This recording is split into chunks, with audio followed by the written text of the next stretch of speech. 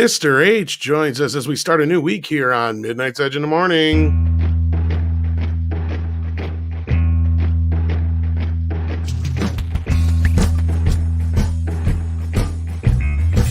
Good morning, afternoon, evening, whatever it is where he is. Welcome, everyone. This is Tom Connors, and with me, as always, is the boss man, Andre. Greetings, everyone. Good morning, or if you're in Europe like me, good afternoon, even good evening. And joining us today is our guest, Mr. H. How you doing, sir? I'm good. I'm very good, thank you. How are you? How are you doing both? All right. We're glad to have you back as always, and kicking off a new week here. We're almost through the first month of January. Hopefully, you're having a good month, just like I'm not.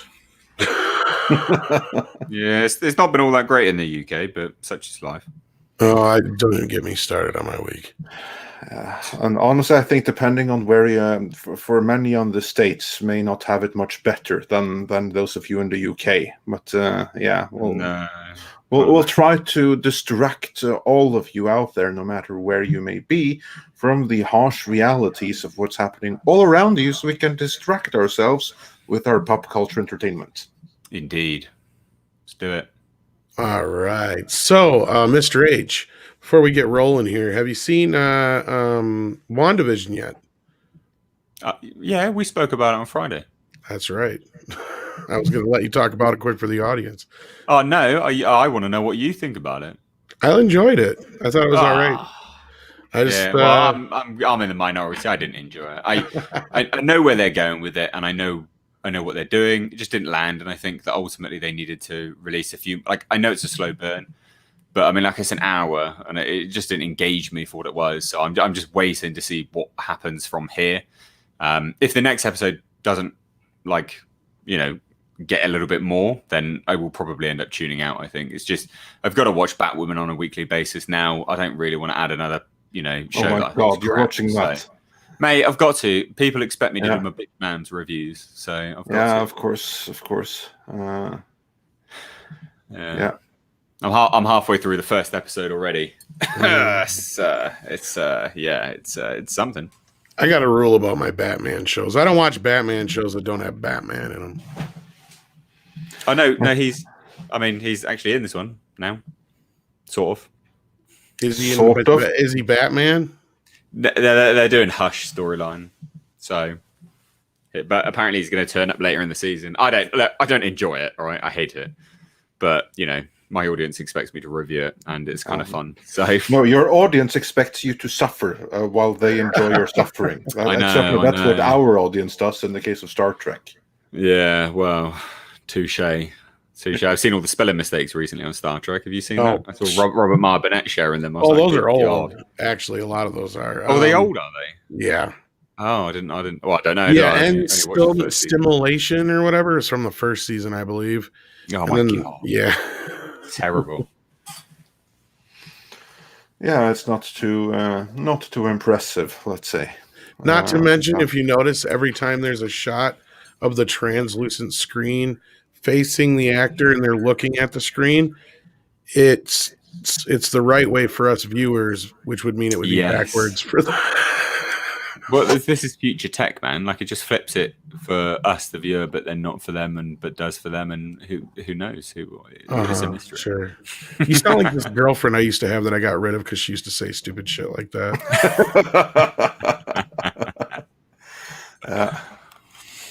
Stop saying weird shit. Yeah, stop saying weird shit. Oh, I hated that. She would come up with like these weird explanations. I'm like, in what world did you get that explanation from this? It's like, it's usually like the dumbest, most asinine thing anyway. I was just like, no. Roger Haynes sends in a super sticker. Thank you so much. I can't see what it is. Let me bring up my deal here, unless Andre's got it up already. Yeah, I can find it right here. Like, they really need to work on that. But yeah, give me 1 second. I'll see exactly what I got a thumbs up. That super sticker is. It's thumbs up. Thumbs up. Appears I have to refresh it, but yeah. Oh my God! How many times I gotta say it?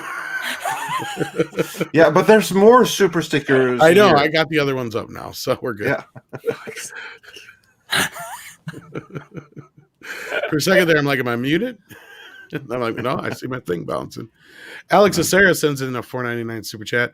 Wondering now just how much Star Wars and Marvel is changing, especially given the dimensions and time travel. Oh, thoughts on Indiana Jones game? Andre? Yeah, I think that they're changing quite a bit, and I hope that Star Wars is changing for the better, and that Marvel is changing for the not as bad as we fear. In terms of the Indiana Jones game, as someone that is fiercely loyal to the Sega Mega Drive, that's Sega Genesis for those of you in the States, I couldn't care less. I have my Mega Drive Indiana Jones game, and I'm quite pleased with that. Mr. H? I didn't even know there was a game, to be perfectly honest. What is the game? What is it? We just got a teaser trailer. It just kind of goes through all of Indiana Jones's stuff. It doesn't really give us much more than that. I love trailers that don't trail.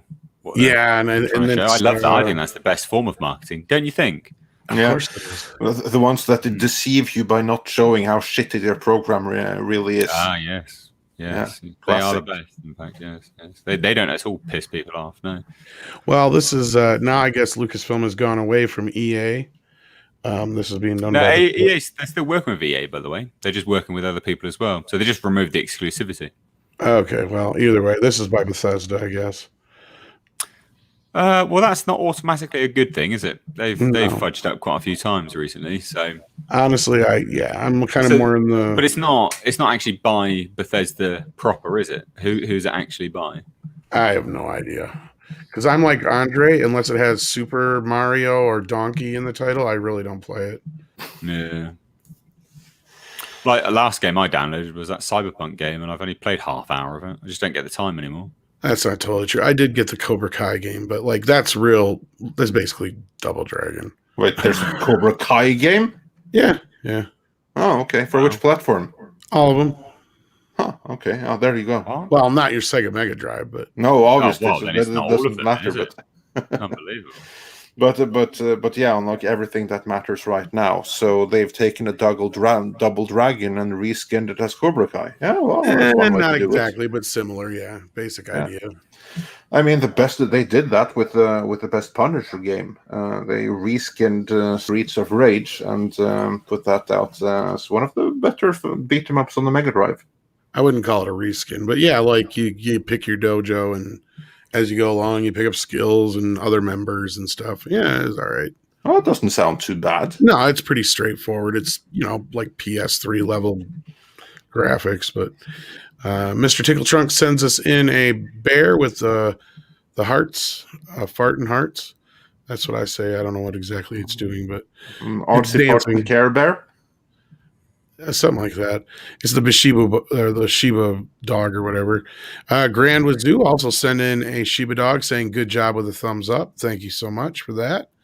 And then we just got one from Mark C here, who says, if I can get it up here, there we go. That's what she said.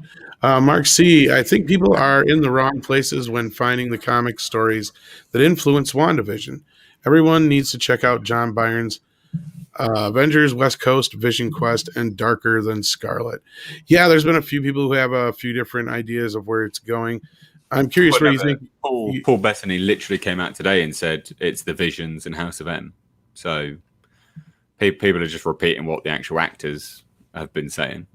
So House of M, which I was correct. Actually, I was going to say we've been hearing House of M for a couple of weeks now. Yeah, that is House of Mutant and not House of Magneto. Although to be fair, it's not a huge difference.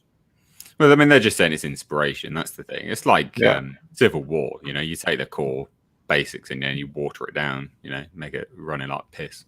Exactly. That's what you end up with, apparently. WandaVision. Yeah. Well, I've been sort of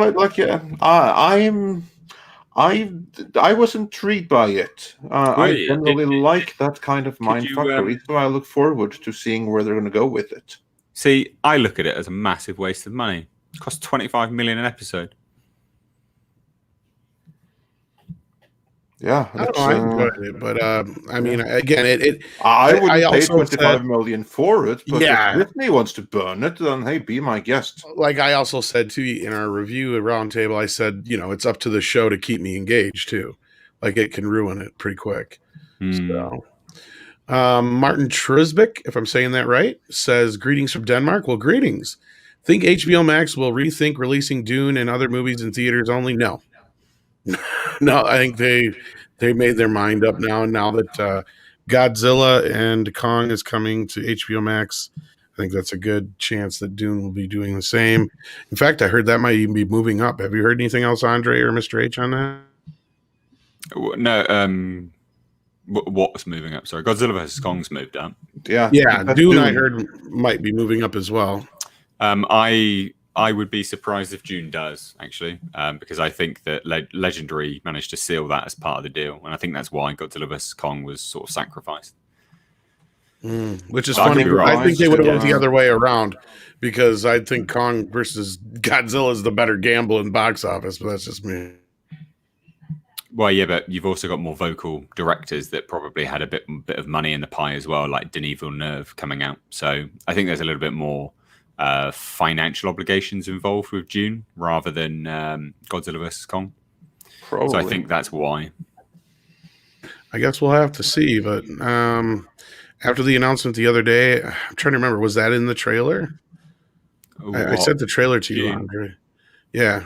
No, I didn't. I don't know. I didn't see it. Trying to remember. I can't remember, to be perfectly honest. So. Yeah, I know a bunch of the other ones that were in there, but I'm trying to recall if Dune was in the trailer.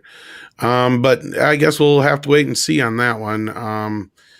Maybe Mr. H is right, but I thought I heard something about it might be moving up. So I guess we'll have to wait and see on that one. Nelson Sharita says, truth to rumor, almost no Hiddleston in Loki.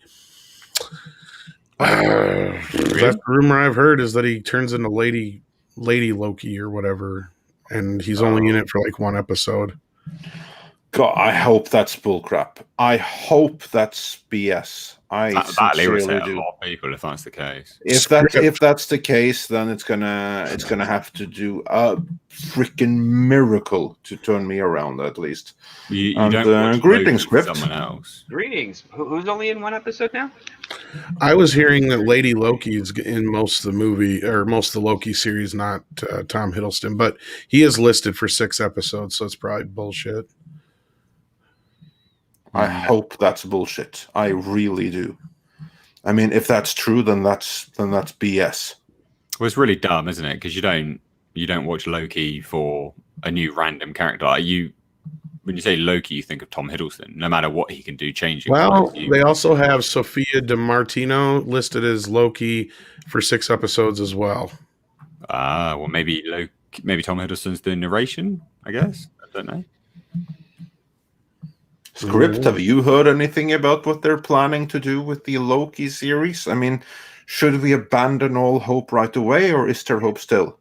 The only things I've heard is that it's got the Time Bureau and Loki's going to be in it. That's the basics I've only heard, and it didn't seem like anything I wanted to skip. It sounded like something actually pretty interesting. But the Lady Loki stuff, I'm cautiously optimistic. I mean, obviously, I would prefer to see Tom Hiddleston for the majority of the show, but if they do have a very good actor playing the character and it's done well, maybe. But again, those are a lot of ifs.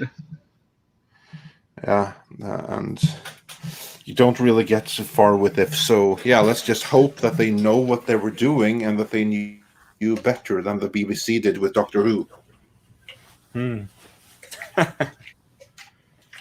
Yeah, because that's one thing says she's a prominent character. That's all it says. Yeah, but you can be a prominent character without being a female Loki. Yeah, well, she's the female Loki. That's not in debate. Oh, yeah. Well, if Loki is working with a female version of himself from another dimension, I can live with that.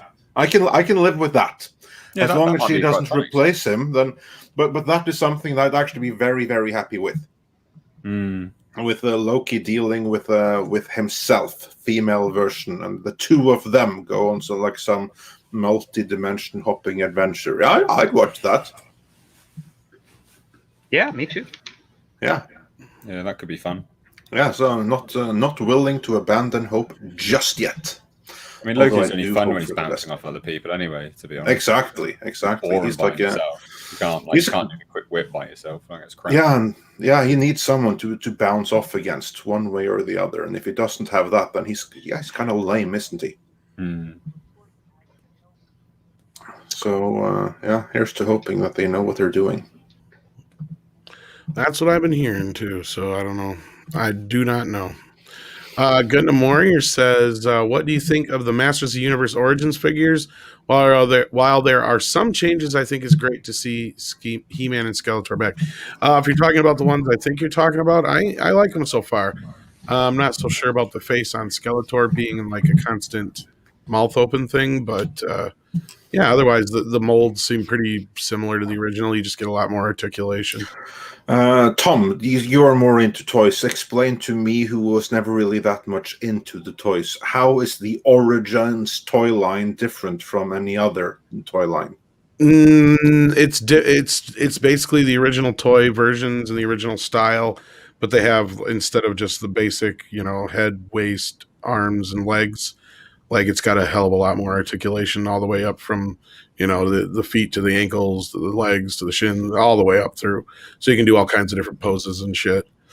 Okay, so it looks like the original Classics line, but super articulated. Pretty much, yeah.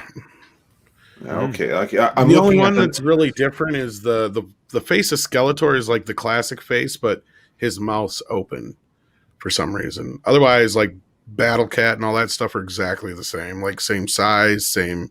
I mean, they look almost like the same molds, basically. Yeah, okay. I don't know how much I agree with that. I mean, when looking at them, these look like they've gotten some kind of a makeover, and I don't like what I see. Well, unless you're looking at the wrong ones. No, I'll bring up on screen exactly what I'm looking at, and then to everyone wondering what the hell are we talking about, we'll get back into the topic at hand really, really quickly. But we have to do this first. I'll show you the picture that I found right here. Just give me 1 second. And come on, where is it then? I'd say I actually got them out. But, yeah.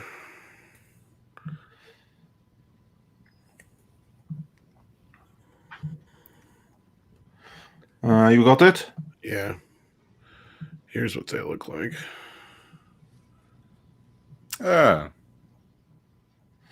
Yeah, no, it doesn't look too bad like in the box, but it does look like there's something very wrong with He-Man's hair. There's something wrong with her hands. There's like things are like just a little bit out of proportion, and the colors seem to be like more colorful than ever before. So that's there's like the way they're to me, there's some uncanny valley, so I don't like it. Yeah. But again, don't listen to me because I was never a toy guy. I've got them, and they seem pretty good to me. Like they're going for quite a bit already, considering they're still at Walmart. Really? Yeah.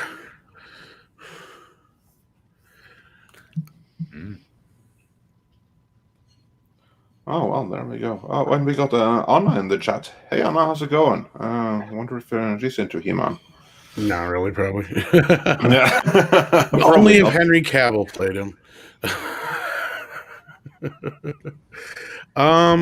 I like them. I thought they were pretty cool. They're not badly priced either. They're durable enough. Yeah. Better than NECA. Stephen Otten says, I haven't seen WandaVision yet, so I'm reserving my judgment. I'm not expecting Mandalorian-style action. Oh, don't. Well, that's all right, because you're getting nothing. There's no action. Well, I'm curious if that's what if you were expecting something different or what the deal was with you. But who, me? Yeah. No, I wasn't. So because a lot of people were like, "Oh, if you watch the trailers, something about it." I can't remember. Some people kept saying like about the trailers. I was like, I haven't even watched the trailers. I only watched There was a day where they released a few trailers all in one go. So I watched them, but I never watched any of the others after the big trailer day where they released Loki and stuff like that.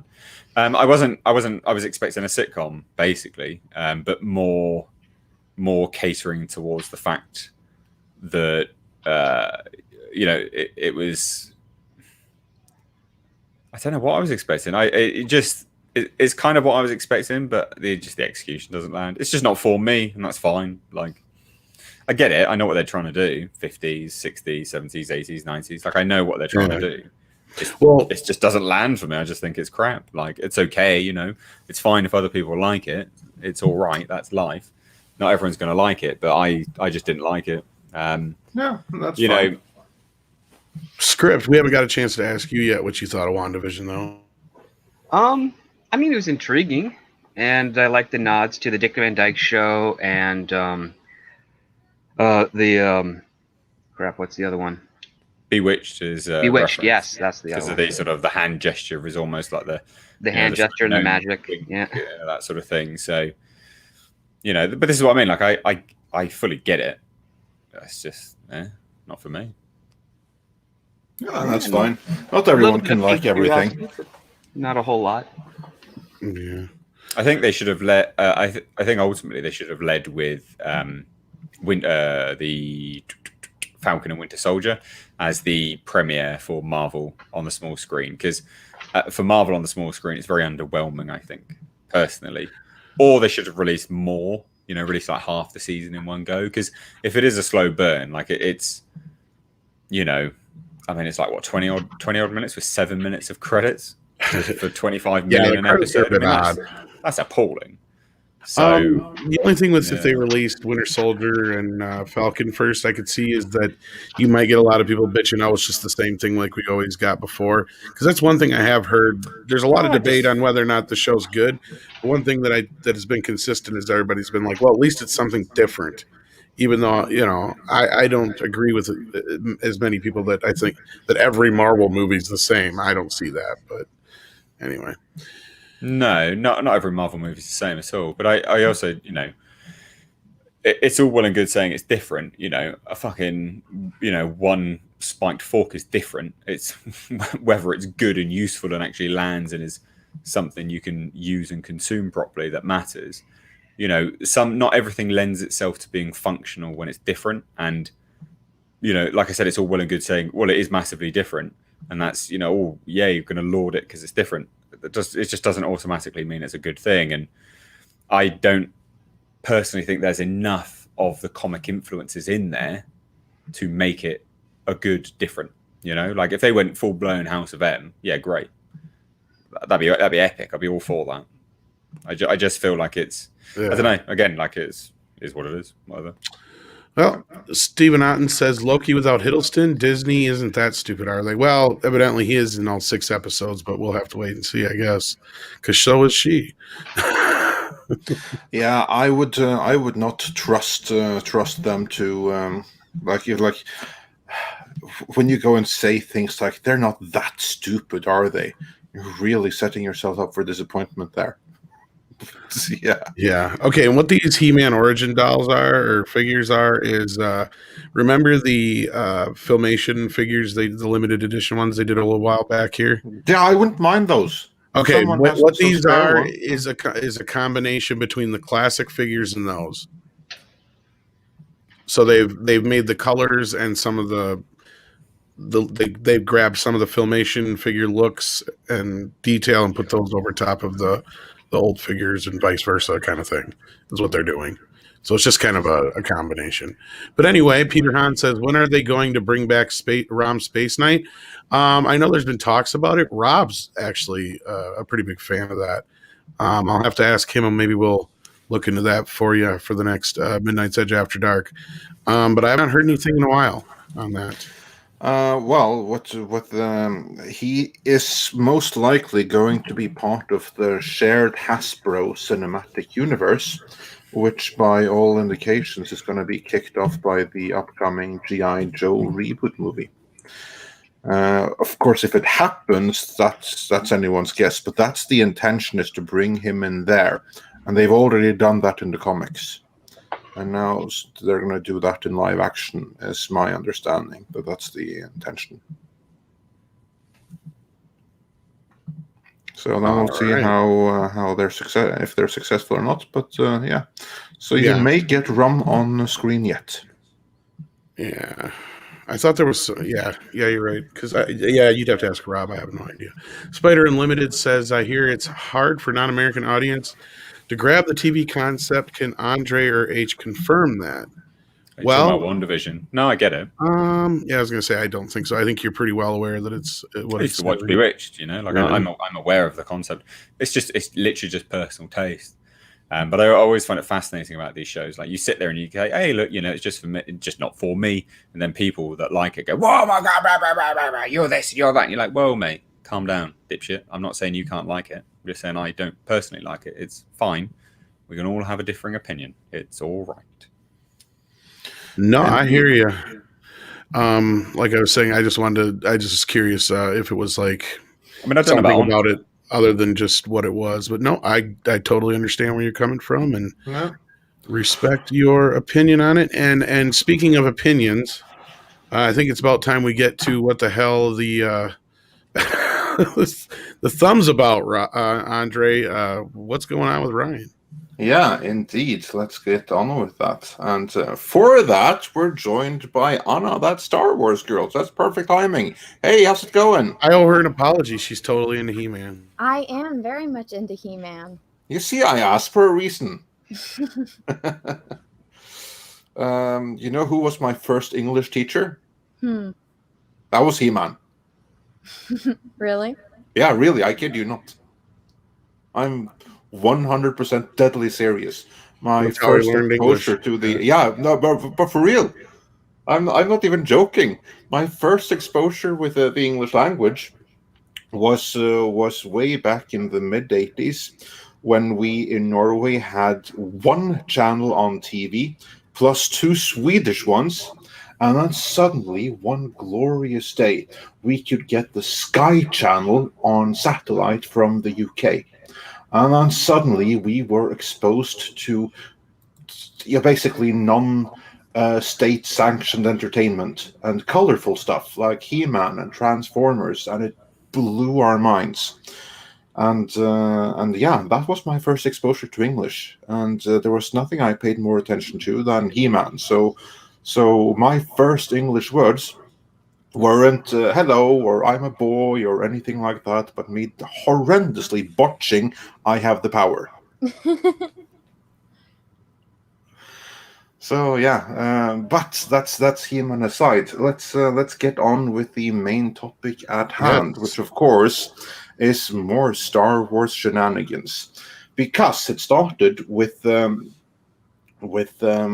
I believe it started with Peyton Reed. Wasn't he the one that was the first one to send the tweet? I do believe it was. Well, he was the one who did it this weekend, but it's been a series of tweets now. Yeah, but they've been sending to Dave and for a couple of weeks now since the show dropped. Dave and John have been getting tweets at them constantly. But the most significant one, though, is from Mr. Peyton Reed himself. And this is like what several people right now are up in arms about, because it's casting shade at Rian Johnson and The Last Jedi and the sequel trilogy. And Lord knows we can't do that. So I'm going to see if I can get this particular tweet up on the screen. Don't forget, Mark Hamill tweeted it out too. Yeah, but that's the second one. Yeah. Let's see if we got it. If I was looking for it. Yeah, there we got it. Yeah. Got it? All right. So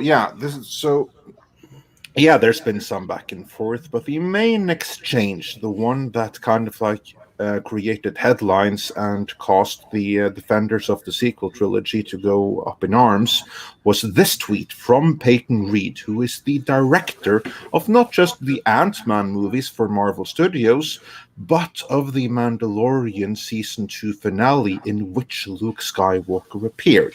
That's Peyton Reed, who incidentally is also the old roommate of our frequent collaborator, Tom Conkle, so it'll be fun to have him on to talk about this later on. But anyway, Peyton Reed, he tweeted, "Dear Hamill himself, when I was a kid, this photo hung on my bedroom wall. Star Wars and Luke Skywalker in particular meant a great deal to me. Some things never change. It was an honor and a dream come true to work with you on The Mandalorian. Thank you. Hashtag MTFBWY. I have no idea what that is. May the force be with you. Oh, there we go. That's Thank you. why Anna's that Star Wars girl. Exactly. I look at this and I say, Andre, there's no such thing as a divide in Lucasfilm. You're crazy. Yeah, exactly. No such thing. I'm sorry. Did I say that sarcastically enough? I'm not sure. Yeah, I think yours could have been more sarcastic. But anyway, here's the thing. Mark Hamill, then, he retweeted this particular response, and not only did he retweet it, he added to it and responded to it. And his response, let's see how big I'm able to get that on screen here. Yeah. And his reply, in addition to retweeting, was, "Dear Mr. Peyton Reed, I am so grateful to have been given the unexpected opportunity to revisit my character when he was still a symbol of hope and optimism. Your assured direction and kindness was a crucial element in the experience and means more to me than I can say. Hashtag thank you." So that's nice, but here's like the thing. Revisit my character when he was still a symbol of hope and optimism. Implication being the other time when he recently revisited the character, Luke Skywalker was not a symbol of hope and optimism. So, esteemed guests, I want to hear what you think about this tweet, and was there any deliberate mudslinging towards Rian Johnson and the Kennedy faction, or is it all just in our minds? Mr. H, what do you think about that? Well, yeah, I mean, I'll say this, and I'm going to have to dart off anyway. But yeah, I mean, I would imagine that looking at it, you only have to dissect the actual wording, right? You know, revisit when he was still this, your direction, thank you. You know, all of that points to him basically throwing shade over towards Rian Johnson. I don't see how it's not. Yeah, it's very much. I think Mark Hamill, as it stands now, has probably been the most vocal in terms of positivity, thanking certain people, doing this, that, and the other. Even if you're looking at how he was with Rian Johnson and other people that he worked with, as it stands now, he has probably been the most vocal. So I think that speaks for itself as well. Yeah, I mean, and here's the tweet I was talking about, Andre, from way back when it first dropped. He's been, pretty much this, and then retweeting other people's videos, including like Echo Base Network and stuff like that. And I think it's been pretty obvious how he feels about this whole thing. And I think Peyton Reed doing that again has just reinvigorated the fires of the whole thank you campaign that was already going. And yeah, coming from Peyton, I think that's a pretty big deal. I really do. But yeah, Mr. H, you said you had to go, sadly. Is there anything you got coming up that you want to plug? I know you got something coming up this afternoon, right? Yeah, no, I've got a live stream tonight with Lauren Chen. So that's 9 p.m.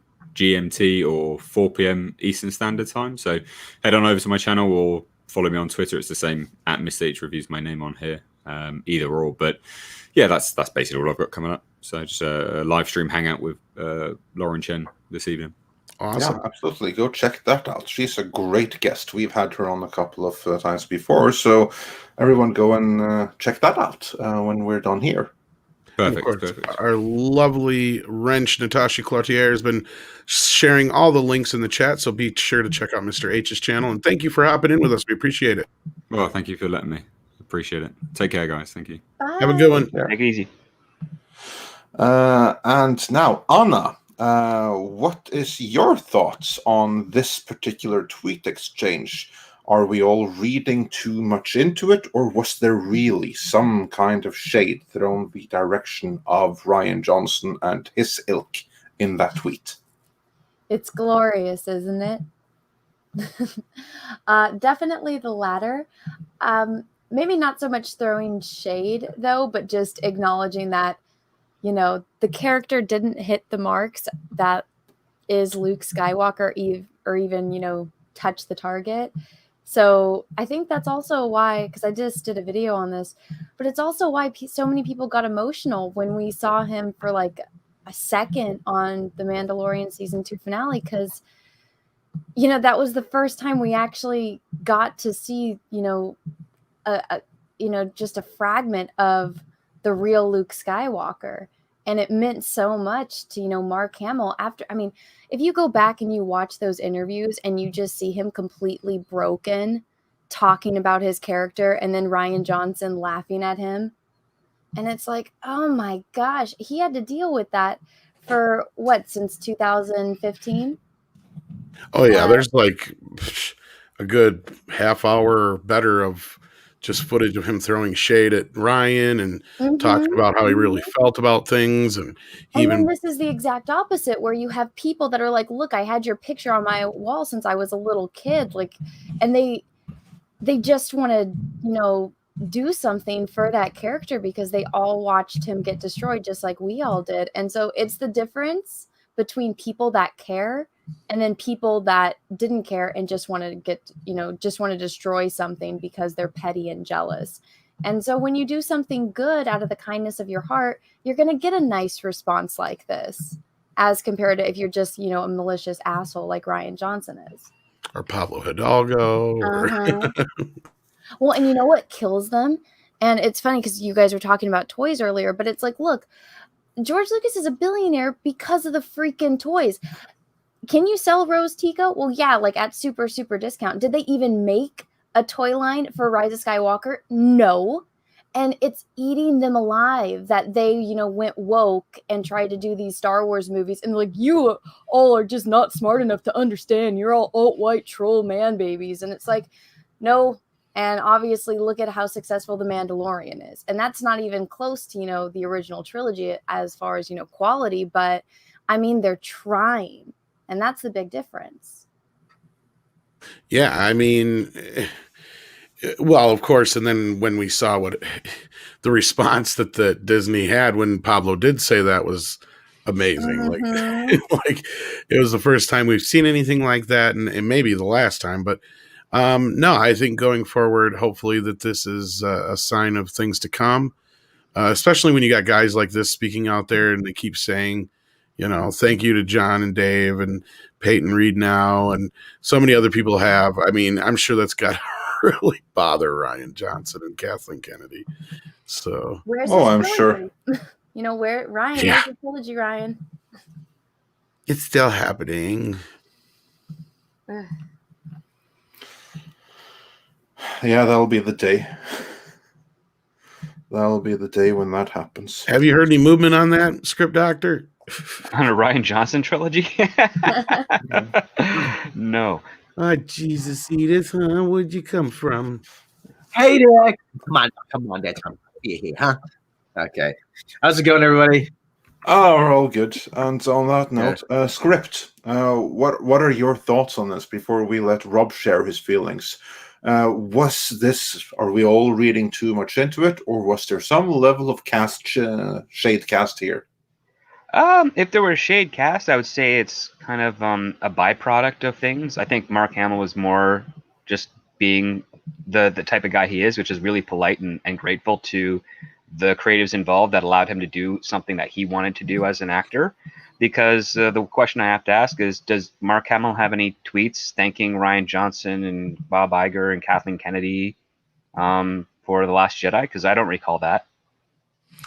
I think that the only thing that he did is that they made him tweet out that the movie is fantastic and Rian Johnson was right, even though he'd been trashing the movie and the publicity going forward to it.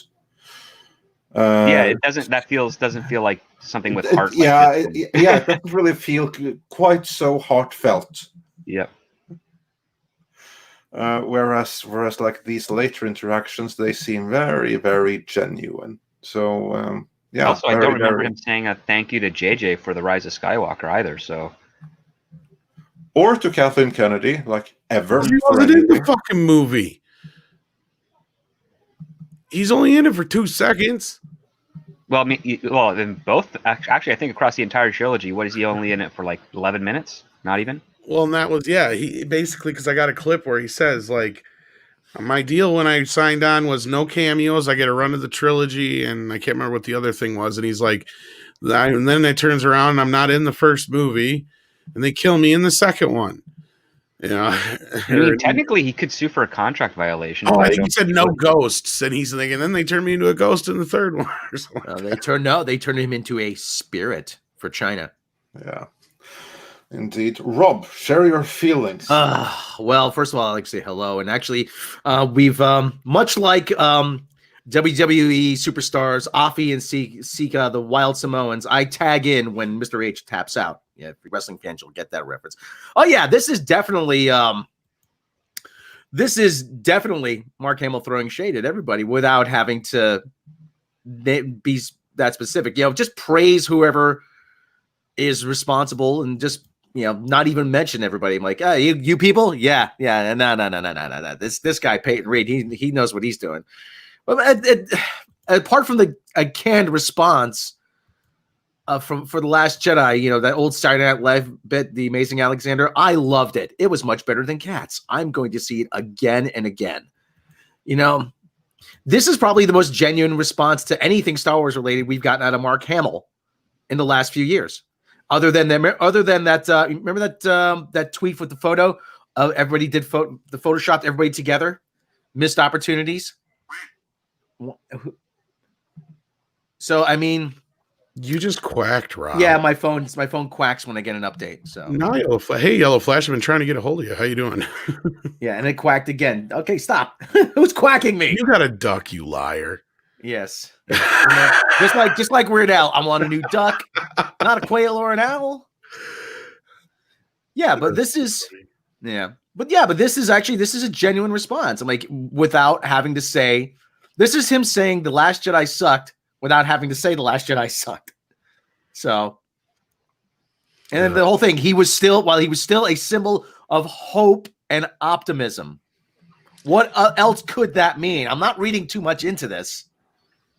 I agree. There's like nothing to read into it. To me, this whole exchange is all about casting shades, because you already have like the stories out there that you have had them in the blogs, like the Pirates and Princesses. It's been covered by us. It's been covered by our peers on YouTube. Between us, we have multiple hundreds of thousands, if not more than 1 million views about the conflict in Lucasfilm, and how actually we have like 600,000 views ourselves on a video going through that, and how the powers that be at Lucasfilm are angry that no one is thanking the story group and no one is thanking Kathleen Kennedy for The Mandalorian. Why is everyone thanking thanking Hamill and thanking Favreau? Like, give some of those hard-earned thanks to the others, needy as well. And you have those stories around there. And in this backdrop, against that, when there already is a narrative of conflicting factions in Lucasfilm, against that backdrop, we then have this exchange between two people that are very publicly, or at least very heavily rumored to be in the Favreau faction. Again, not a single thanks given to Kathleen Kennedy, to Lucasfilm, to the story group, only, well, you did amazing. You brought back the hope, by implication, in contrast to that miserable twat that Rian Johnson had me play. But you say thank them. Thank them for what? Thank the story group for what? For being an obstacle, for destroying the franchise's commercial viability, and they want like that award for showing up. What's it called again? Like a participation trophy. Yeah, they want the participation thanks. They were there.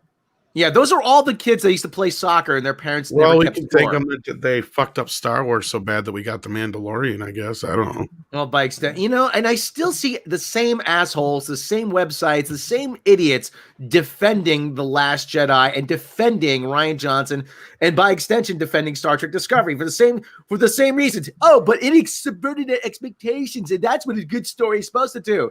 No, it's not. A good story tells. Oh, for fuck's sake! Well, no, like subverting expectations is like the ending of Seven. Like even after they get Kevin Spacey, and then all of a sudden the box appears. That was something nobody expected, but it adds to the thing with Brad Pitt at the end of the movie. That's subverting your expectations and doing it correctly. So that way it's, the extra little plot twist at the end that, adds to that emotion and intensity. That's how you subvert expectations, not with what Rian Johnson attempted to do. I don't even. I'm sorry. I would say they subvert. Yeah, I didn't see Seven, so I'll have to take your word for it, Anna. But then Fight Club. I didn't like Fight Club. I keep saying Brad Pitt should die in more movies. That's all I took away from Fight Club. Well, I don't even. I don't hate Brad. Yeah, I don't hate Brad Pitt as much as I used to. Anyway, that's beside the point. I hated him back then. I'm like, God, fuck you. Because my buddy Kev kept going on about Brad Pitt. Brad Pitt's a phenomenal actor. I'm like, the guy from Growing Pains, really? No, that's Leonardo DiCaprio. No, he was on Growing Pains too. Oh, I forgot. In a couple of minutes, yeah. I'm like, that guy's a great actor. But like I said, I don't hate him as much. Yeah. Rob, we all know that you are really Team Aniston, and that's well, for different reasons. But anyway. No, I don't even like the term subversion of expectations, because subversion in and of itself means something bad. Like I like, when something goes above or beyond my expectations, and that's kind of like what I feel like Seven did. Or like a better example is when I talk about like Cobra Kai recently and stuff like that, because it does a lot of the things you expect it to, but when it doesn't, it's not subverting your expectations. It's going above and beyond them, or it's doing something you didn't. It's a surprise. The way you expected it to be. Isaac Guerrero, can we all agree that Fight Club is not a good movie? I will quote the great Thurston Howell III from Gilligan's Island. Oh, I'd walk out on that movie even on an airplane. So I like Fight Club, but that's me. Well, no, it got in my area. Not to drag this out too far, but in the guys I knew were all aging ex-punk rockers. They took it as some sort of anti-capitalist manifesto, and be that as it may, I said, you know what, you guys are really reading far too much into this. So anyway, they took it as some sort of like ex-punk rock rallying cry. And I'm like, this movie isn't that good. I don't get it. Oh, Fight Club, man, Fight Club. Somebody actually gave me a copy to watch, and I still have it. I never gave it back. Unfortunately, I can't give it back to the guy for other reasons, but that's another story. Was he in Fight Club? Okay. I hate that movie too. I'm not a fan of Fight Club. I get why people like it, but I'm not a fan. Seven, on the other hand, I do enjoy it. I got my disdain for Fight Club because as a writer, and you get to join in on the audition process, almost every actor uses that monologue from Fight Club. Oh, Jesus. Yeah, it's pretty bad. Okay, so note to any aspiring actors out there, avoid the monologue from Fight Club. Yeah, they're not going to listen. We've been telling them that for 20 years. They're still doing it. Did anybody ever come into an audition and do the opening monologue from Patton? I mean, that to me would seem a lot more like, hey, wait a minute, he's actually quoting a classic. All right, let's give this guy a listen. They'd probably say nowadays, he's doing another monologue by a toxic white male. Oh, no, actually, I don't think anyone has ever come in doing Patton. Then again, like the only type of stuff where we have actors kind of do their own monologues is on the independent side of things. Well, anyway, I was rewatching Patton, and actually, there's a guy I recognize. I'm like, wait a minute, the guy in the Jeep is Roger Corby from Star Trek. But okay, that's all I'll say about that. So anyway, back to Star Wars. Too. Have you watched the Patton cut where they corrected his voice to sound more like the real Patton, and it's kind of like this high-pitched whiny thing? No, I haven't. It's really funny. Okay, now back to Star Wars. Yeah, this is Mark Hamill giving a middle finger to Rian Johnson, definitely. And has Rian Johnson responded yet? Or anybody responded yet? I would expect they're not going to allow him to get the last word. I would love to see their response, because you saw how well it worked out when Pablo Hidalgo decided to respond to the emotional reactions exemplified by Star Wars Theory. Didn't we see that, Donna? How well did that work out?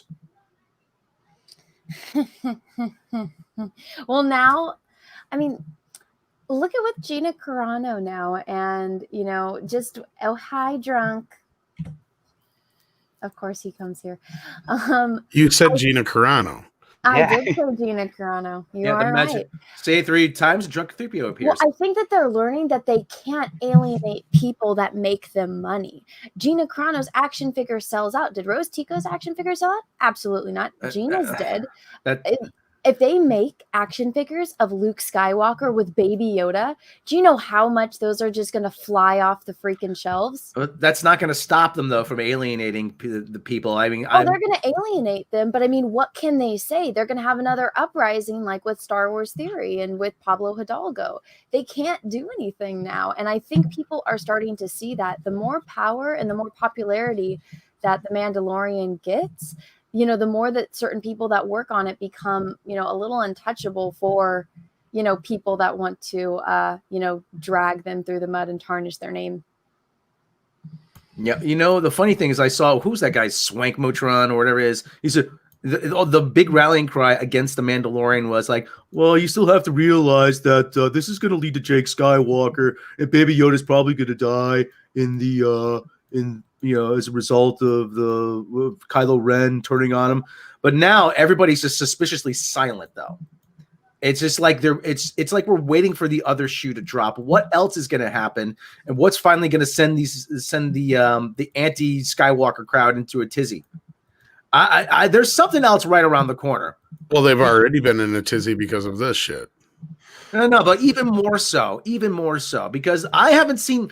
Granted, I haven't looked at all the usual websites, but I haven't seen anything. I haven't been paying attention to the usual suspects, the Wireds, the Daily Dots, or the Polygons, or the Inverses. Well, lately the drum that's being beaten is don't forget Kathleen Kennedy is executive producer on this. Haven't you not noticed that the bots have been coming out of the woodwork, and then there's even a lot of people who are like doing their job for them. I'm not even going to get into that part. Well, I think people like that, they don't really understand what a executive producer is and does. Script. Do you want to explain it to them? It's got a slew of options. Here's the other part too. Kathleen Kennedy's the president of Lucasfilm. Sure, her name's going to be on everything so long as she's president of Lucasfilm. Doesn't even matter if it's an executive producer or anything. But an executive producer, like, they either help with financing, they help a little bit creatively. Sometimes they're screenwriters. Sometimes they're just there to facilitate a network between two actors, or maybe an actor and a director. It's a very easy credit to get in Hollywood. So it doesn't really hold a whole lot of weight to the normies, truthfully, or to the people that are like really, really like grew up in the whole world. It's like, oh, you got an executive producer on this? Yeah. What'd you do on it? I don't know. I picked up a phone call. Boom, executive producer credit. That's just kind of how it works at its barest minimum. So yeah, there's not a whole lot of like, usually when you get an executive producer that gets a lot of glory and stuff, they're involved in the press tour a lot. They're talking about all the creative stuff. Everybody in the cast and crew usually refers to them as having being the person that made this happen. I don't really see it too much in that case there. I don't see a whole lot of praise or reliability. The closest thing we've gotten is Kathleen Kennedy gets a phone call from Favreau, and she says, yeah, why don't you call your friend Dave Filoni, who you've worked with before? And then that's pretty much it. Well, the funny thing is they always forget that, the buck stops with Iger now on Star Wars. The other thing is that there really is the big glaring thing to me that I think is hilarious. Besides when Favreau said, oh, yeah, I asked Kathy not to talk about Boba Fett at the big announcements, basically saying that, it was up to him whether or not it got announced, is the fact that she had no fucking clue until way too late that the Obi-Wan Kenobi series was too much like The Mandalorian. For someone who's supposedly in the driver's seat of that and supposed to be overseeing the whole operation, I'm like, you should have realized this a lot sooner. Essentially, now I got a feeling she's got the best cushy no-show job in Hollywood. She has an office that maybe she turns up to every once in a while. What's everybody doing? You know, If somebody told me the only day she had been on the Mandalorian set was the day that George Lucas was there, I wouldn't be surprised. yeah, she probably had to keep an eye on all those toxic white men. Well, I mean, would she even want to be there with George after she's backstabbed him? But she's still got to lord it over him that she's still in charge. That's the thing. You know, she's got to. Well, that's what I also remind people. This is not like an out and out fight where people are like throwing fucking shade at each other at their face. No, it's very petty and high school like. Yes, it's a whisper network. Yes, and that's what people don't seem to understand. Is like it's not like these guys are going to go out. Why the hell do you think Feige had to come out and say, "Oh no, I'm only doing one Star Wars movie"? Because Kathleen Kennedy fucking made that happen because she was pissed, I bet. Why else would he have to fucking go out and say it? You're not gonna let a straight white man replace me, Bob. Ha! Now have Kevin Feige tell everyone he's only making one movie. Well, I love the point that Andre made in one of his more recent editorials where he's like, you don't see other producers coming over to the Marvel playground, do you? No, because he's got his shit in order. But what do you see happening over in Star Wars, right, Andre? Which we lost him. He's on mute. No, I'm right here. No, exactly. That's exactly right. That there's no reason for anyone else to come over to Marvel because they got their stuff covered. Same thing with Pixar. The Pixar people, they don't need anyone from Marvel or Lucasfilm or anything to come over and help them because they got it covered. It's only Lucasfilm where suddenly people associated with another division have to come over. And this was after Kevin Feige was semi-publicly rebuked several years ago when he said that when we had like rumors that he was a fan and he would love to lend a hand, and the answer was like, hell to the fuck no, because you're a Marvel guy and we're doing something different here. Well, that tune changed quickly, didn't it? Well, and now they're trying to like pass it off as like the most normal thing in the world that the head of another division is coming over to Lucasfilm. It happens all the time, doesn't it, Script? It doesn't, but you can liken Disney's Lucasfilm to a money pit, so to speak. You have a home that these newer contractors have decided they're going to renovate, and they've screwed up so much that the contracting team across the street that works for a different company but is still under contract from the parent company is asked, hey, can you come across the street and help fix this window and this door and this foundation because the guys we've had in charge all this time don't know what they're doing to the best of their ability. And that's what it is. It starts with Jon Favreau, then they bring in Peyton Reed, then Taika Waititi. It's like, all these other guys from that Marble building across the street that looks beautiful and works. Everything works in it. And now we got Kevin Feige, the foreman, coming over just to like say, yeah, I'll help fix the plumbing. Yeah. Well, we've all seen the movie Scrooged, right? Oh yeah. No, Oh, you haven't seen it, Anna? I've never even heard of it. Oh, you'll Bill love Murray? Bill Murray. Bill Murray. Oh yeah. Yeah. The Christmas one, right? Yeah. Oh, okay. Now, remember when they brought in what's-his-face Glover? John Glover. John Glover. That's exactly what this is. And the whole reason they do this in Hollywood all the time.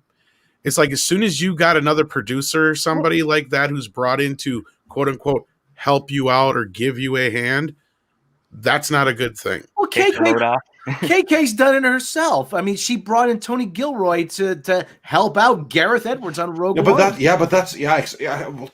true, but that's not great for Gareth Edwards. But this is a completely different scale. Well, because someone else is doing it to her. that's the thing. She she must be sitting around. He's like, fuck, I used to do this to everybody else. Now someone's doing this to me.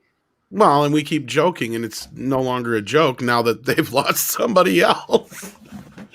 She's lost more creatives and directors than she's actually made product with. Now they've lost the director of Willow. Well, really? Another one? I sent you that, Andre. Oh, yeah. I mean, you're not losing much. I mean, Crazy Rich Asians was a funny movie, but I don't know if I would trust that guy to do Willow. Well, here's the good part about it is from when I talked to Clint a while back. I mean, Ron is still involved. Like he's overseeing a lot of it and stuff like that. But the fact that she cannot hang on to directors, it really shows that she has this problem. And that's what we keep seeming to hear through the grapevine is that it's her they butt heads with. Well, I mean, clearly Trevorrow left because they wouldn't change course in The Last Jedi. That's obvious. What were we told when they fired Lord and Miller from a trusted 88 days.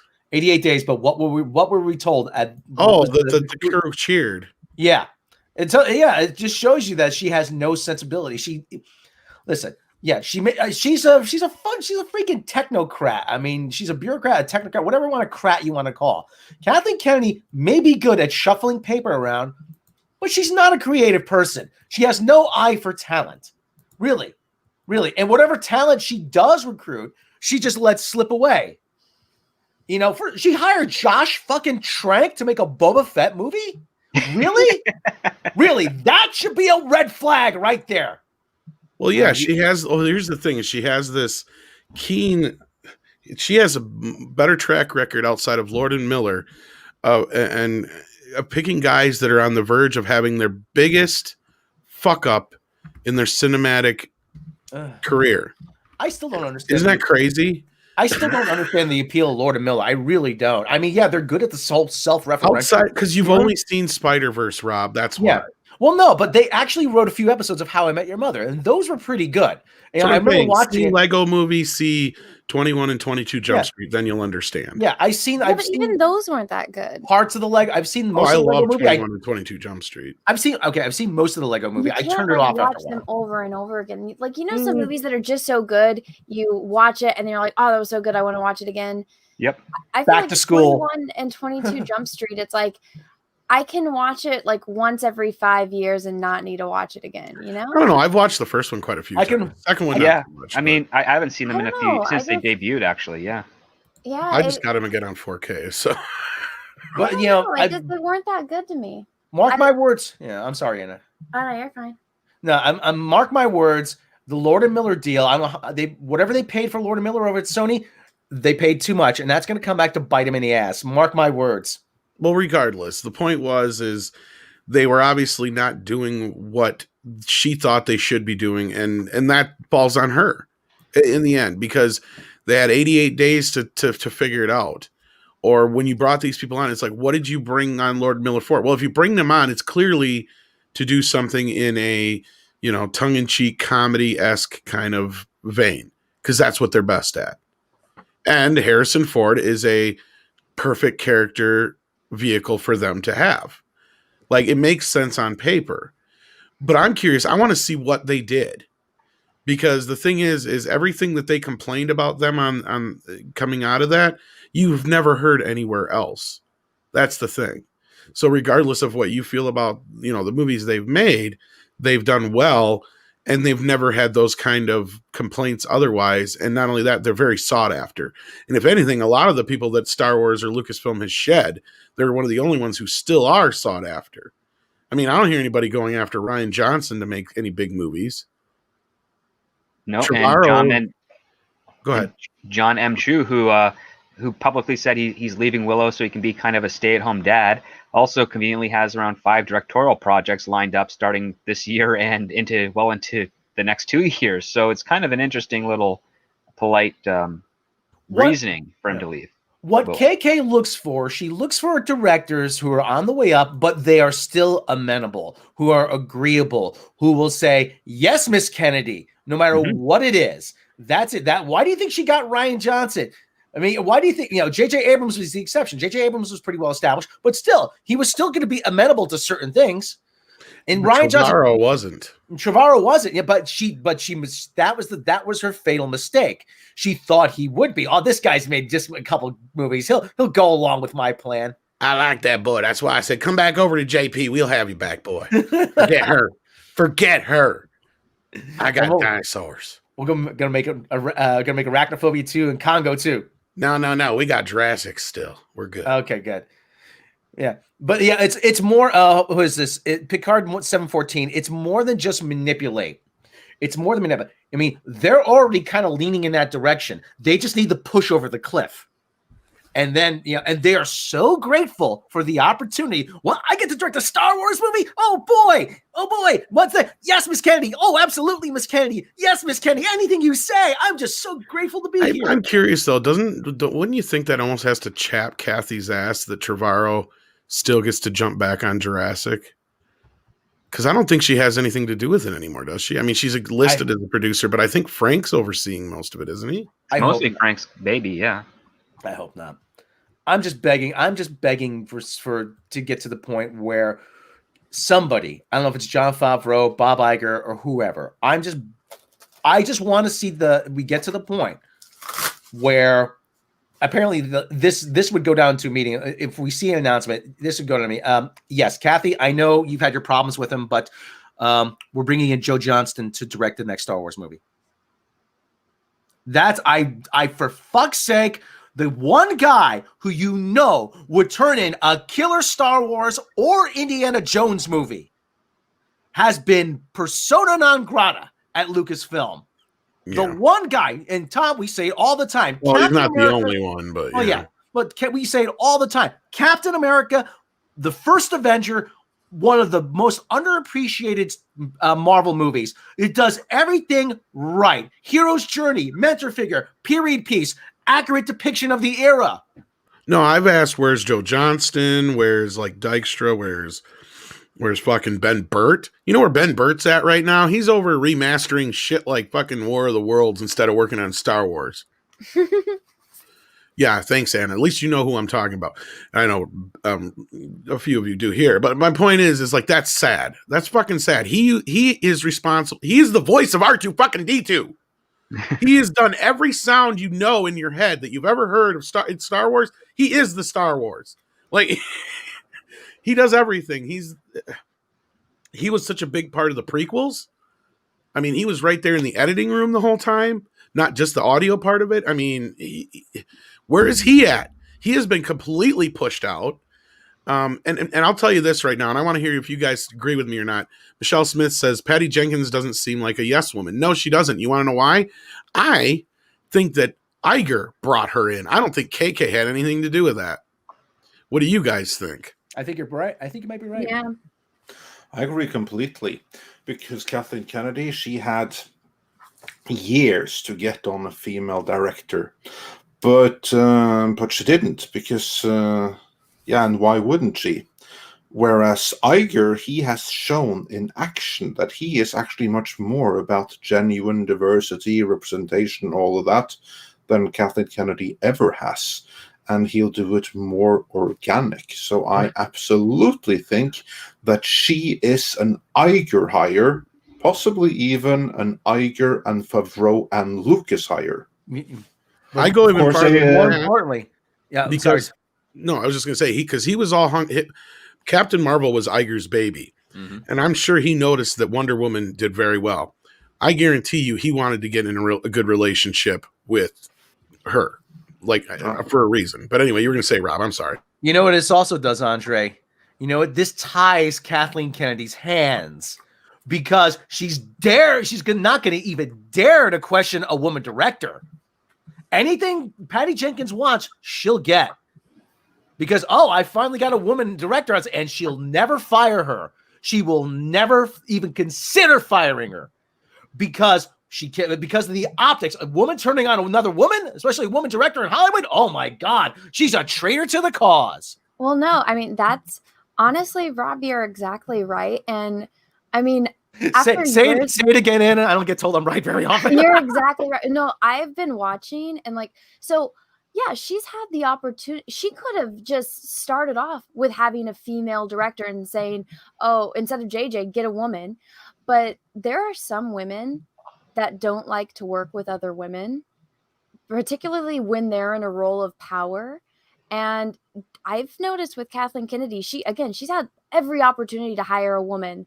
She has, all the Wham and Story Group, but they mean absolutely nothing. And they get rid of them without even batting an eyelash.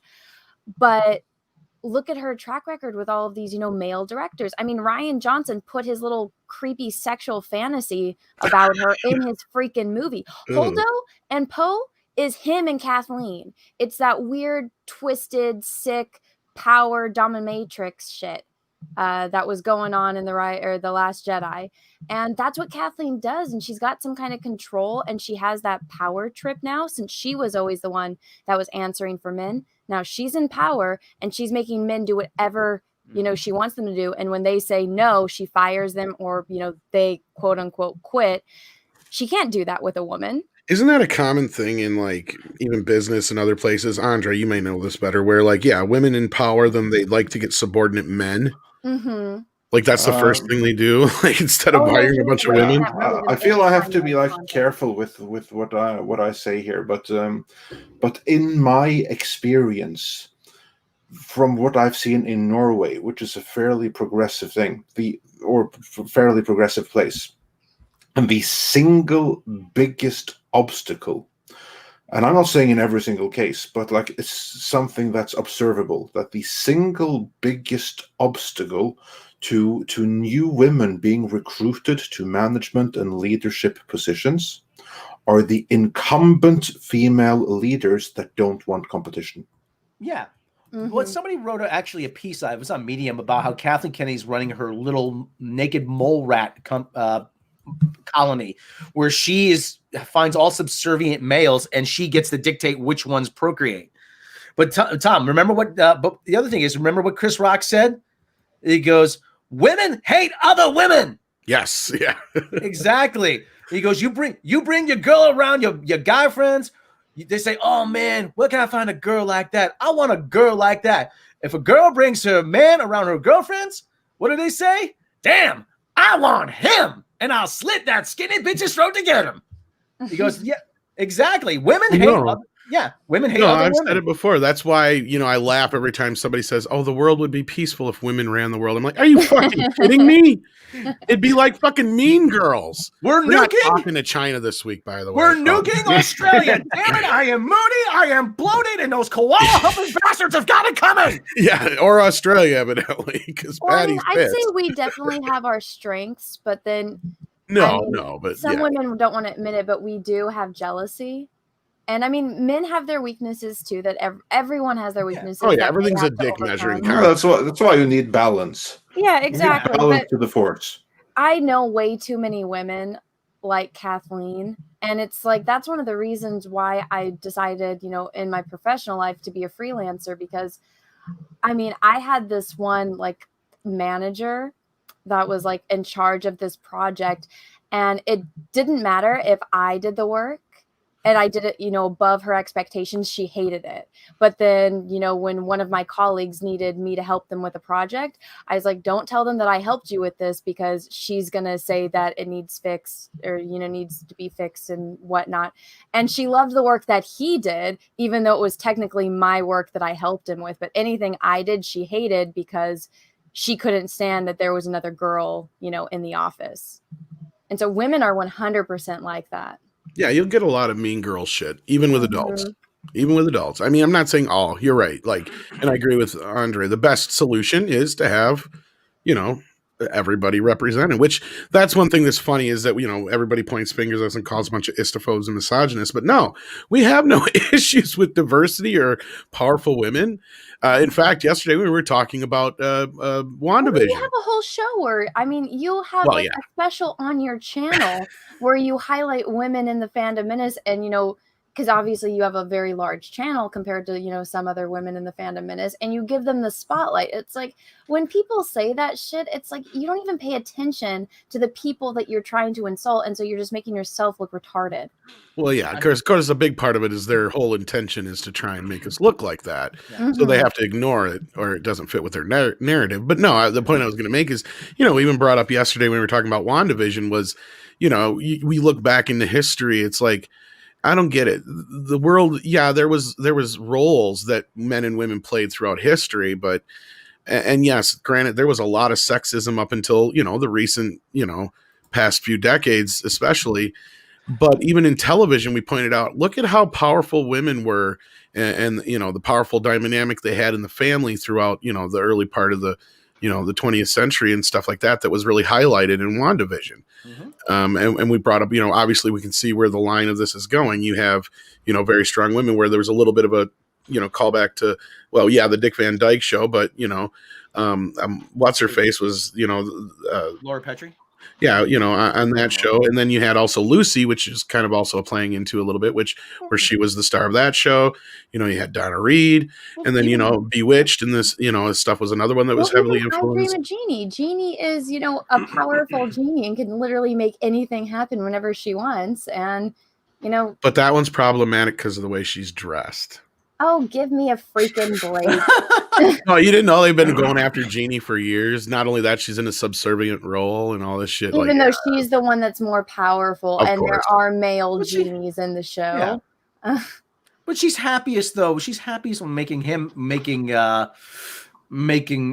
Hagman happy. I can't remember the character's name, but I mean, the whole point was that they end up getting married evenally. And all that stuff. Yeah. Well, she's trying to marry him from like the moment she meets him. That's the thing. Yeah, she falls in love with him. She saves his life.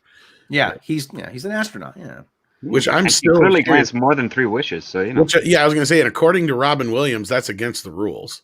So Well, this is a different type of genie. Well, but you know what I think gets them a lot now is that they tried to, all the crazy feminists, they tried to break down those, gender roles. But now so many women, because now it's looked down upon to be a housewife and to be a mother and to be a homemaker. But now there's so many women that want to do that because they don't want to work. Well, it's not. They just don't want to admit that a lot of women are, would rather stay at home, and it sometimes is nice to not have to go into work and, just stay at home and do other things, which taking care of children, cleaning, cooking, and, maintaining a household is a lot of work. But it's funny how many women want to do that now, but it's looked down upon because of the feminists. Yeah, that's the other problem, is those who choose it are actually chastised by those who are like, oh, you're just giving in to the men's and all that stuff. Well, take a look at Bewitched, though. I mean, she was the head of the household. She all the women were basically was the point of my whole thing. Even Lucy in her role was still like, on the outside of the screen, she was very much powerful, a very powerful influence in Hollywood. Where would Fred and Barney be without Wilma and Betty? Really? Well, and I've made the point. How many times have I made the point? In what world would a man, a white man, be able to marry a Cuban woman? They probably wouldn't allow that back then. But yet, here Lucy was married to Desi, and nobody said shit. At least as far as I know, unless there's I didn't hear about it in the history books that I've ever heard. No, it wasn't found. Well, Cuba was a big thing. I used to ask my parents about because all I know is the Castro Cuba. And they told me it was a huge deal. Oh yeah, we're going to Cuba this weekend. It was a huge But my point is Lucy was seen as not only maybe his equal, but maybe even his superior. It was my point. She was always scheming behind the scenes. She knew more than she let on. Yeah. Well, I meant in the business side of things. He's just like, I know Lucy. And she's like, what? What do you mean? I don't know what you're talking about. It's like people that complain about it haven't watched I Love Lucy. Yeah.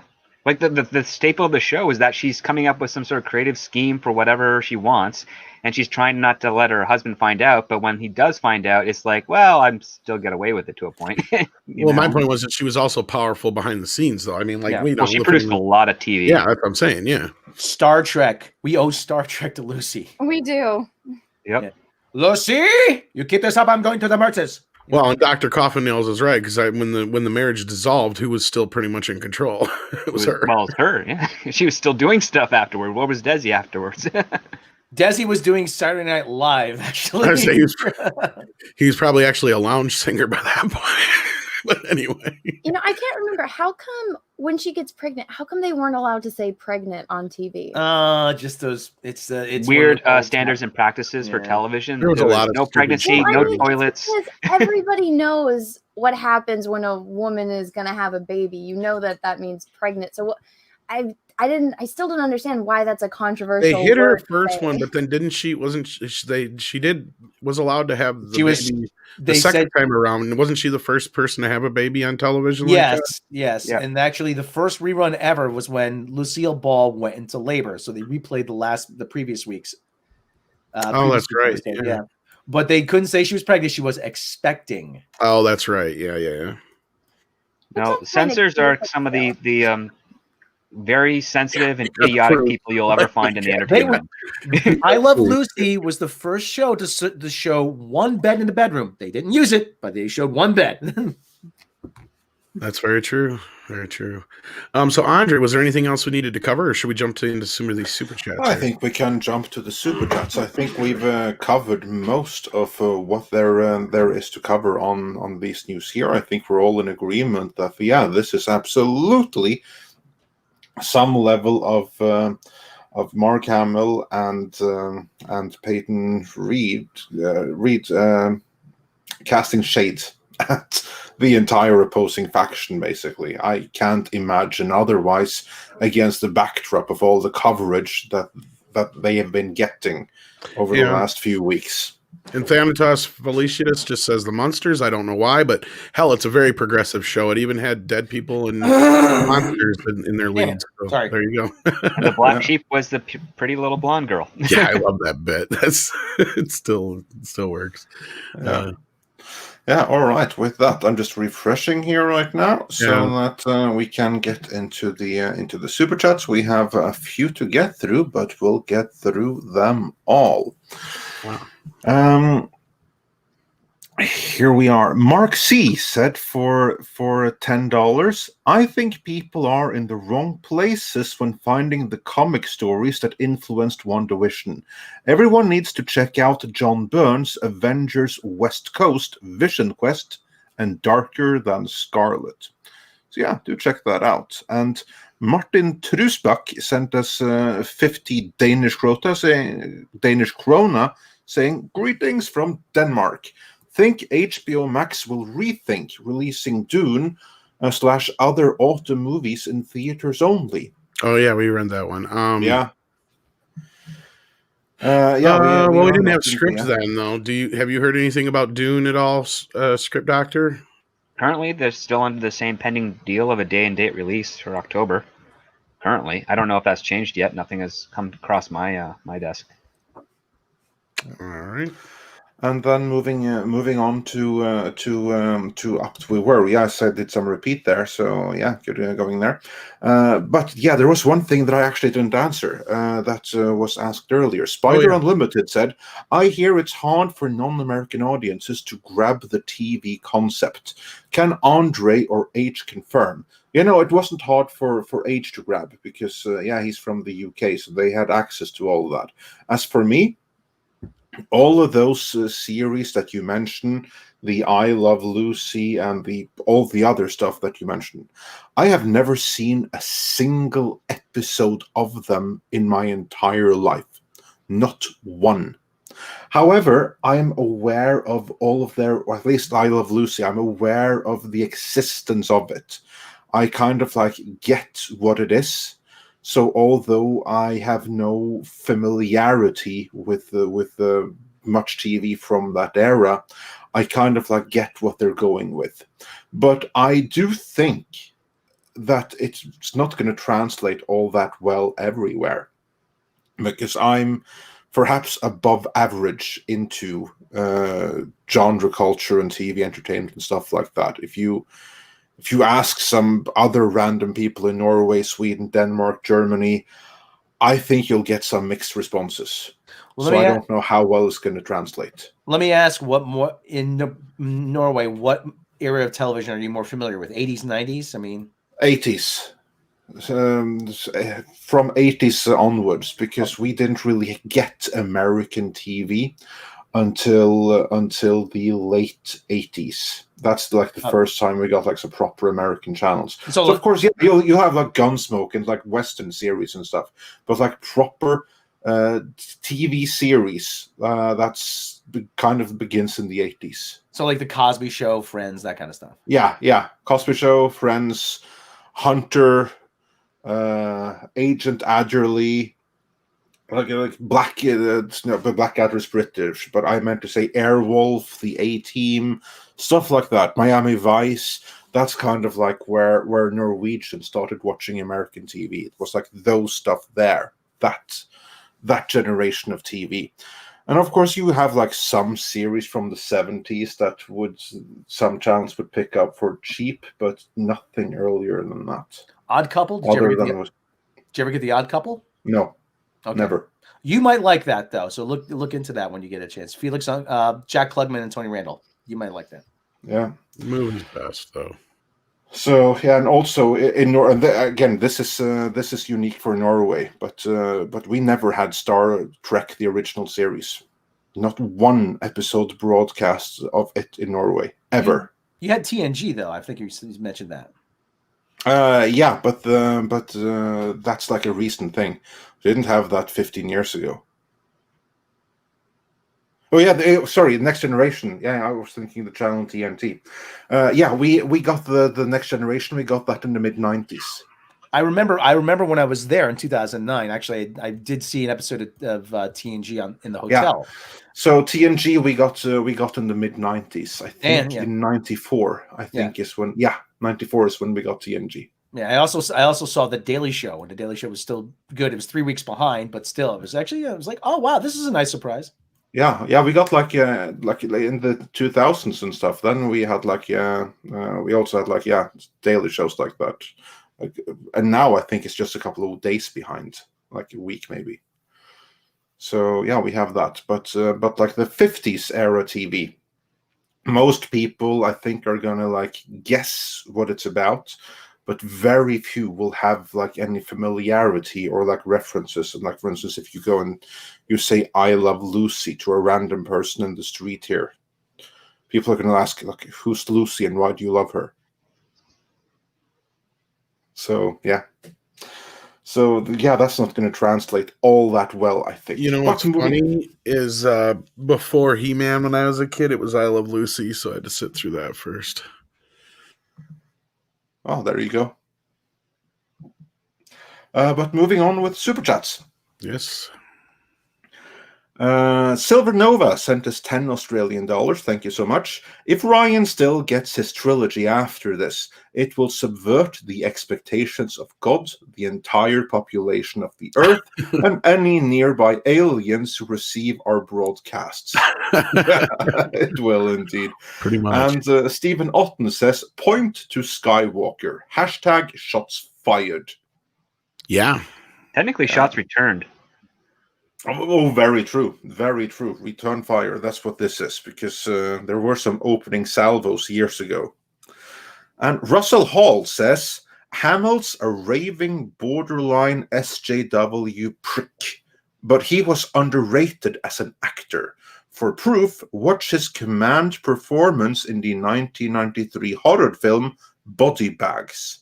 I wasn't familiar with that one, but yeah, do check that out. He's also pretty cool in a Swedish movie that he's in, Commander Hamilton. Check that out if you can.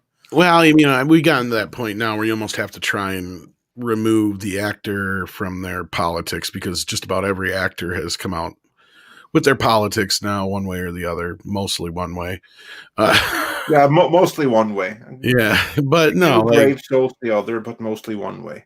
Again, and unless they're getting too psychotic, you know, which I'm not saying Hamill hasn't gone off the deep end a few times, but you know, I don't get into politics. I try to ignore other people's politics as much as possible. So that's just me.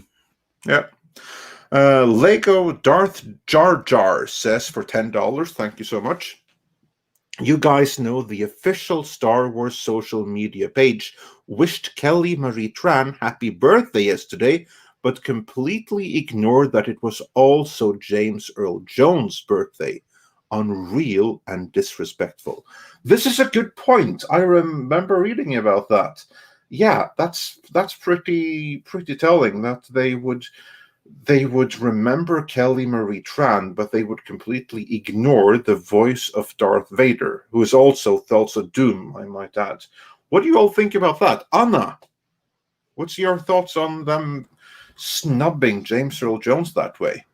I mean, like, how could you miss that? And then Right. if you look at all of the responses, everyone's like, yo, it's James Earl Jones's birthday too, and they just ignored it. And then somebody compiled that they went on their Facebook page, the Instagram, and the Twitter. It's just the Kelly Marie Tran, and whoever runs their social media just, I think they just, were like, all right, we're just not going to touch this for the rest of the day. But I mean, they could have done the thing where they said, oh, we posted that in the morning and we wanted to post this one later in the day, know, and everyone would have kind of understood that, I think that's a little bit more understanding. It's kind of like, we film videos and then we set one to release early and one to release a little bit later. But I mean, just dissing him like to that extent, and I feel like maybe they were going to post it a little bit later, but then they saw, this is me giving them the benefit of the doubt, they saw that hate and feedback, so they're like, we're just not going to do it now because we're going to be, assholes about it. Yeah, like, oh, so you dare criticize us? Well, so there, now we'll say nothing. Haha. That kind of reaction. Very mature of them. Years old. That's a big, that's a big birthday. And you're not even going to acknowledge it. And it's like, what did Rose Tico do for Star Wars? Not much. What did Darth Vader do? Like, come on. No, even the voice of Darth Vader, because like you here's like the funny thing is that the actor behind the suit, he was persona non grata there for quite a few years as well, and now they snub the voice. Then they've snubbed Darth Vader pretty badly, haven't they? Both the man behind the mask and the voice added on top afterwards. So yeah, good going. They evidently don't care too much for Darth Vader. But they'll bring him in when their movie is, probably going to fail. So they bring him in for like 7 minutes to make $1 billion. I was just going to say, they'll remember him just fine when they need him for Obi-Wan series to do the voice. Yeah. Yep. Yeah. Well, let's see if he remembers them. Script. Yeah. Any thoughts that you have on that? How could this be? Was this a deliberate omission, or did they just forget? Well, I think it just seems kind of ignorant because isn't Kelly Marie Tran off of social media, so she'd never see it? Yeah, that's a good point. Good point. She'd probably hear from someone though that they tweeted something to you. Yeah, but it's so ancillary. I mean, the thing is, like, if I was in charge of the account, what I would do for the birthday stuff, I'd be like, okay, whose birthday is it today that's part of Star Wars? And then I'd make sure all of them are in a big tweet and then do subsequent tweets to focus on each individual ones afterwards. Because that's kind of what you do. Because I don't think there's really anyone that actually has a personal gripe with Kelly Marie Tran, like, initially. Like, she was given a role. It was not a great role. I mean, when you're told, hey, you're going to act like Rian Johnson in The Last Jedi, and be all doughy-eyed to Finn, you kind of have to roll with it because it's a paid gig, and it also could lead to more bigger and better things. And she's doing well as an actress. I think she's a great actress. She's a beautiful woman. But the thing is, like, why would a franchise highlight only her and not the other people that are involved? It just bewilders me. I think the person running the account is probably just out of their teens. And doesn't know much of the history of what they're responsible for because it's very ignorant. Yeah.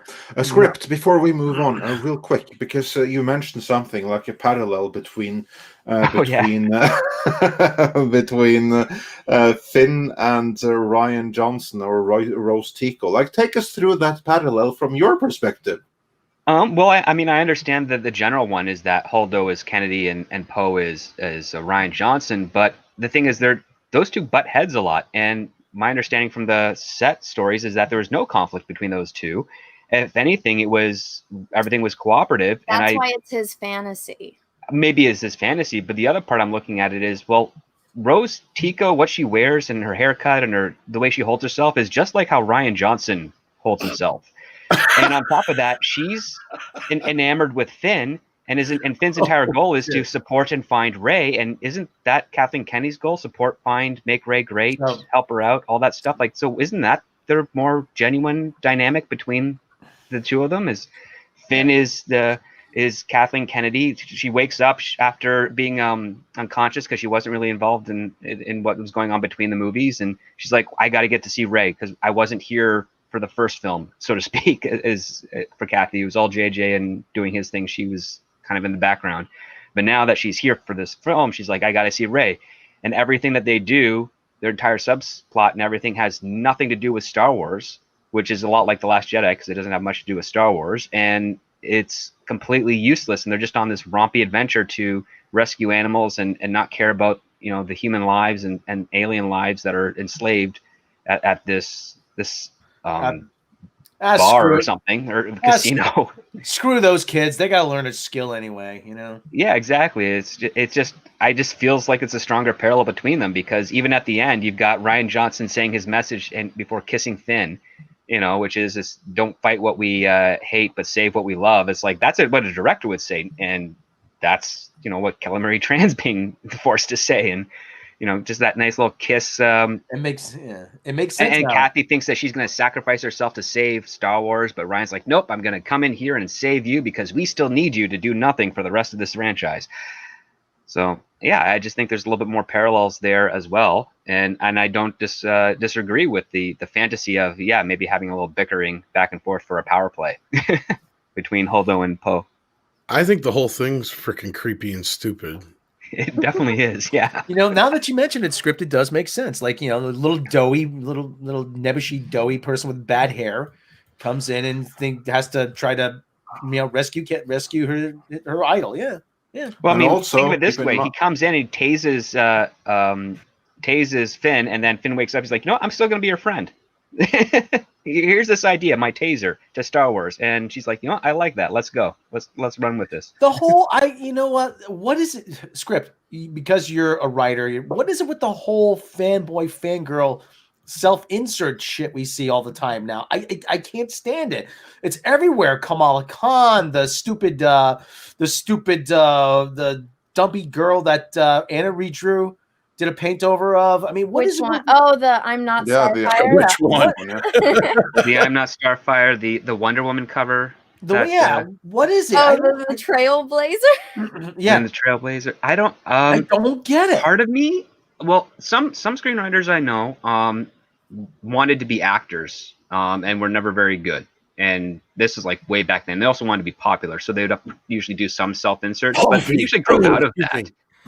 I mean, they usually grow out of that. I mean, for me, from my history, like in high school, I used to like dabble with like drama class and stuff, but I always gravitated towards writing things instead of acting, and that's just where I went. And I never even thought to put a self-insert of me in my work unless I'm this background character that has this one stupid joke because I have this habit I'm aware of that's funny and can make the other people look good, and it's just in and out type of thing because, you know, it's just, I thought, oh yeah, this is my little trait, I'll throw this in here as a joke because I'm this type of guy. Well, but I'm not the main character. Insert, like your friends into it, like little Easter eggs. I mean, I'll take character traits of friends or people I know if I think they'll serve the story that I'm writing. But other than that, I'm just kind of like Adam Sandler movies, like earlier, where it's like, oh, you knew that like Rob Schneider was going to be in all of his movies, like just as, a little character. That's right. Well, that's part of the entourage thing too. But the other part too is when you're coming from a comedy background, you have to be a writer and performer. Yeah. That's just kind of the merits, because you're usually starting out with stand up or sketch.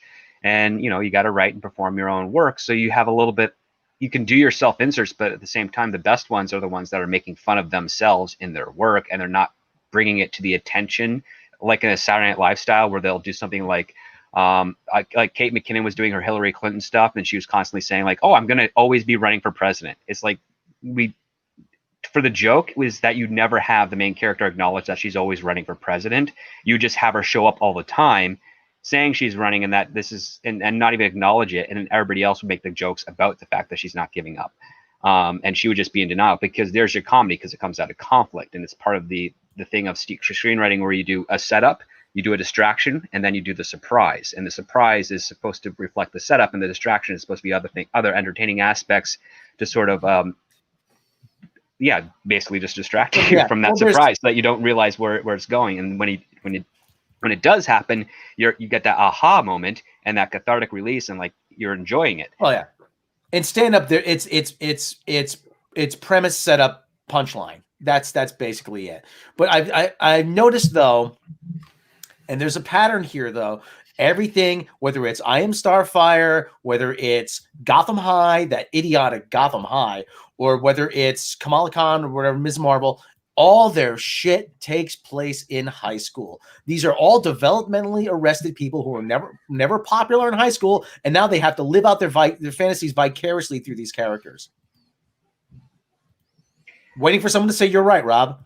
That's definitely a big factor of it. I mean, if it's not high school, it's college. And then furthermore, it could also be the office workspace, which sadly, especially for the last 2 generations, the workspace has become a lot more high school oriented than adult oriented. You still have your cliques, you still have your factions, your boss is technically the principal, and then you got the general manager underneath them. That's the vice principal, that's the jerk all the time. And then you've got, the teachers that are the managers that don't pay attention to the students that are doing the most of the work. Like there's the whole structure is still there. It's quite fascinating and frightening at the same time. Well, like Bowling for Soup said, high school never ends. So for some, yeah, absolutely. Or actually for the majority, for some it does end, and we're living our lives. Well, that's kind of like, for many, that's like where your personality matures, and that's kind of the level where they mentally are stuck as their body ages. So like they may be 50, but inside of a 50-year-old's body, you still have a 16-year-old. Yeah, because I mean, it's an easy framework to show a dramatic change in a character, because high school and college are the times of our lives where we really do the most significant changes, not just physically, but also mentally. We lose our innocence in those periods. Yeah. Then you get a guy like Al Bundy who's still living up 4 touchdowns, 1 game. So. Yeah. Yeah, indeed. All right, let's carry on from there. I think that was a pretty good discussion on you got on your Star money, Wars yeah. Twitter, ignoring James Earl Jones' birthday. But yeah, we tend to spiral. And Matt G has a question for you, Anna. Is Cecil okay after his nieces beat him up? You know what? He deserved it because he's a sober idiot right now. Oh shit! So, and everything they said in that thing was true. He is a jobless loser that hasn't produced cash grab yet. He's also sober. So yeah, he's fine though. I thought he paid them to beat him up so he didn't have to do cash grab. That was my thought. Cecil didn't have money to pay children with. Like kids now, they want a lot of money. You can't just bribe them with $1. They want like 20 or like 100 now. But Cecil has survived. He's fine. He's still not drinking, and he's useless. So only for 13 more days. You have to bribe kids with a PS5 now to get any kind of. Basically, yeah. I don't think Cecil can afford a PS5. Let alone 2. Because they want 1 each. They're not going to share. Moving on from there. Yellow Flash says, thanks to the Five Below store, we can finally say what the Last Jedi is truly worth. About 5 on a clearance rack. So there you have it. The market has spoken. And M Tax Shark says, great show. Hamill is as woke as it gets, though. He only jumped in to protect his character and himself. Yeah, but let's just take that then, shall we? See, and he still has some good in him. And Tonners to Tree says, Hamill does what he has to not to get blacklisted. He's not hating on white men. That's the woke extreme that's too common. And Cajun Bowser says, case in point, every game developed will have the president and or CEO of the development studio as the executive producer of the game, in reference to what we said earlier about Kathleen Kennedy and what her executive producer actually means. Again, it's a participation award for her title. And Now White says, Willow is family favorite, just give Ron full control. Yeah, well, bad news on that front, wasn't it? And HG Latin Boy says, Star Wars Twitter gave Kelly Marie Tran a shout out for her birthday, but nothing for James Earl Jones, even though he turned 90. Do you think that covered that already? Yeah, we did.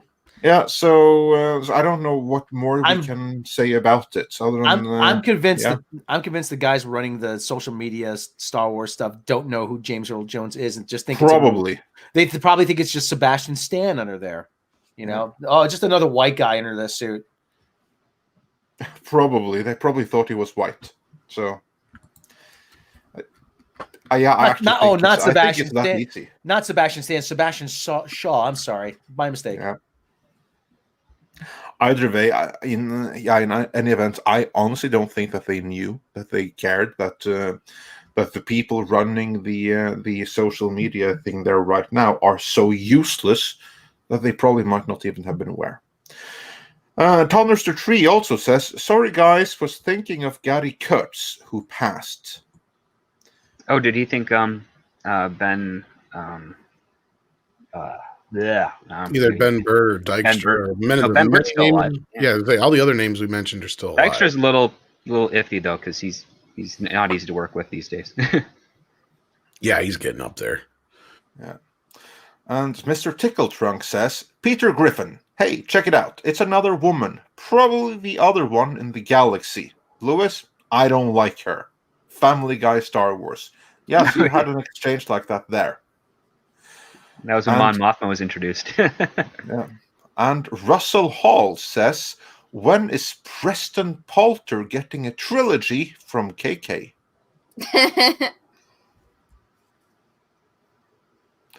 I think that the silence and laughter speaks for itself, so let's not hold our breaths for that. And Taker610 says, "KK couldn't run a Starbucks and she's fame for cough." Yeah, exactly. Yeah, she's famous for her coffee collecting skills. But yeah, running a Starbucks, that's a completely different matter. That takes some skills. That goes beyond what a mere producer has, I should imagine. And Dwayne Olson says, "Were there rumors about Wonder Woman 84 stinking when Iger brought Jenkins on board, i.e. use Jenkins to provoke Kennedy and provide cover for canning Kennedy? What do you think about that? Did Iger know that Wonder Woman 84 was a disaster in the making at the time when she was brought in?" Anna, what are your thoughts on that? I don't know enough about that situation. I mean, I don't follow Patty Jenkins or with all of that, so I'm not sure. Script? Well, I heard the rumors that, I mean, both Wonder Woman films have had rumors that they were not, things weren't going well with the results. Wonder Woman 84 really did not live up to anything that they were expectations that were there, and I don't know if Iger heard those rumors and just discounted them because the first movie did enormously well. I don't know if he has buyer's remorse. I don't think that's the case at this point. There's enough people in his circle that are going to come up with all the reasons and excuses he'll need in order to justify his decision. So I don't think there's going to be any sort of issues with that for a while. We just have to keep our ears open, and if we do start hearing some interesting aspects between Kathleen Kennedy and Patty Jenkins during the Rogue Squadron film, that will tell us lots actually about where it's heading and what's the dichotomy going between those three people at over at Disney and Lucasfilm. Rob? I gotta think that Iger heard something, but again, this is a perfect way to tie KK's hands and to force her into making a decision she doesn't want to make, or suffer through the consequences. Tom? What was the question? You're turning into me now, Tom. Yes. No. It's like, did Bob Iger know that Wonder Woman 84 was a disaster in the making when he got? Hell no. Hell no, probably not. And they're doing whatever they can to hide it as a disaster anyway. So, I seen it as, again, I was just going off of an idea in my head. I don't have anything to support that, but we all know that to make a movie, they have to go through, Bob Iger and stuff like that. That's the one thing that has to happen. And to me, I've just seen the track record. And as Anna's pointed out, she has had ample opportunity to hire female directors, and she hasn't yet. So here's one all of a sudden, and it's a big announcement the way it come off and everything. It just, to me, it felt like, yeah, this is Bob's doing. Because he was real heavy duty on Captain Marvel, and I'm sure he paid attention to Wonder Woman, and I'm sure it would. Come on, here's another thing. Script. I'm sure you know what it's like in Hollywood. It's kind of a big get when you can steal from one studio to another to get their director, right? I mean, come on. It used to be, yeah. I mean, now it's a little bit kind of common practice. You go where you want to. I mean, I remember when things kind of changed up. This is before my time I got in there, but I remember when Halle Berry, who is part of the X-Men franchise, walked away to go do Catwoman over at DC, and a lot of people were like, whoa, you can't do that, but she could. And then other people started following in suit, saying, yeah, I don't have to show any sort of loyalty to the studio. I go where the money is and the best deal is. And that's kind of been the norm for, I guess, almost 20 years now. And I would say, I mean, technically isn't Deborah Cho doing the Obi-Wan series, which is one of Kathleen Kennedy's things? So I guess that's the first trial run as it is. And then Patty Jenkins would be like the theatrical side of things. So this would be the first two instances where Kathleen Kennedy would be working with female directors, speculatively speaking, of course. So yeah, I think it puts her in an interesting position that we haven't seen before. Is she going to maintain her habit with the creatives that are brought on board to the projects she has on her docket, or are these two directors going to be protected because Kathleen Kennedy doesn't want to have an issue with the people that technically are still her bosses? Well, isn't it funny, Script? Because I totally forgot about Deborah Cho, but isn't it funny that a man or men brought her in, not Kathleen Kennedy? Oh yeah, like Favreau and Filoni liked her and brought her in for The Mandalorian, and she did a great job. She knows how to get the feels for kids stuff, which is awesome, especially if you're doing an Obi-Wan series that's going to have a young Luke Skywalker in it, right? So yeah, I think she's a good choice, and I think she's on her way. So cross my fingers there's some success out of that. But yeah, it's kind of interesting that Kathleen Kennedy, as far as we can tell, did not have much of a say or recommendation of Deborah Cho for any projects. Well, that's promising, I should say. Yeah, so that only suggests it's not micromanaged by her. Well, and it's funny that where has the first female directors come from? We've had them all in The Mandalorian, and one of those is supposedly going to be directing Obi-Wan series if that happens and she doesn't drive her off, that is. Yeah. Deborah Chow, of course, but also Bryce Dallas Howard was also directing on The Mandalorian. So Jon Favreau got female directors in Star Wars before she did. So there you go. Yeah. As we've pointed out before, beat her at her own game. But moving on from there. Joe Pat 87 says, lust Roman argument, appeal to emotions, hence istophobe. While 2-inch Kinnell says, hail all, shout out to drunk 3PO, and hey Anna. Hey. So yeah. And Richard says, do you guys think they will remove or minimize the religious tones from Dune? If they do, I believe it would ruin the story. I don't think they're going to emphasize too much on it, but they won't remove it completely. Now, Script, what do you think about that? Oh, I mean, I think they're going to be there. I just don't think they're going to be as profound. They won't be in the forefront. No, and I think, and even with Dune, I mean, at least it's been a few years since I've read the book, but I remember all the actions and stuff, and the religious allegory did not seem as profound early on in the book until you get much later, and that would probably be later in that'd be the second film I would most likely. Well, they didn't really shy away from too much. There was a lot of religious aspects in Blade Runner 2049, wasn't there? At least some. I don't think he'll shy away from it too much. Do you guys? I don't really think so. Maybe. I don't think he'll be shy, but I don't think it's going to be dominant. But it's definitely not going to be ignored. That's for sure. It's not going to be ignored. I don't think so. I really don't. They might, but I don't see why they would. Yeah, no, it's absolutely a part there. Like, one thing that I know will be emphasized is this whole thing about basically the Fremen's religion being not necessarily planted, but the Kwisatz Haderach, like that, the Messiah myth is something that was planted.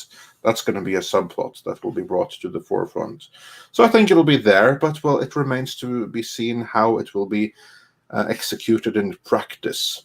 Anyone else want to chime in on that? Anna, any thoughts? Any requests? I don't remember if you like Dune or not. I do like Dune. I mean, you kind of have to have the religion in Dune because that's a huge part of it. But are you meaning like bringing in real world religion into it? Or just like the religion that already exists in that universe? Well, there are some parallels between real religion and the one that exists in that universe. And I would imagine that it's not going to be in the forefront, but it'll be there subtly in the background. So it'll be interesting to see. It'll be very interesting to see. Moving on from there, Nal White says, rich white women in their 50s didn't work, but my black grandmas worked in a shipyard and in World War II. Another was a chef. My white friends' grandmothers worked. Yeah. Well, if you're going in the World War II era, definitely women worked.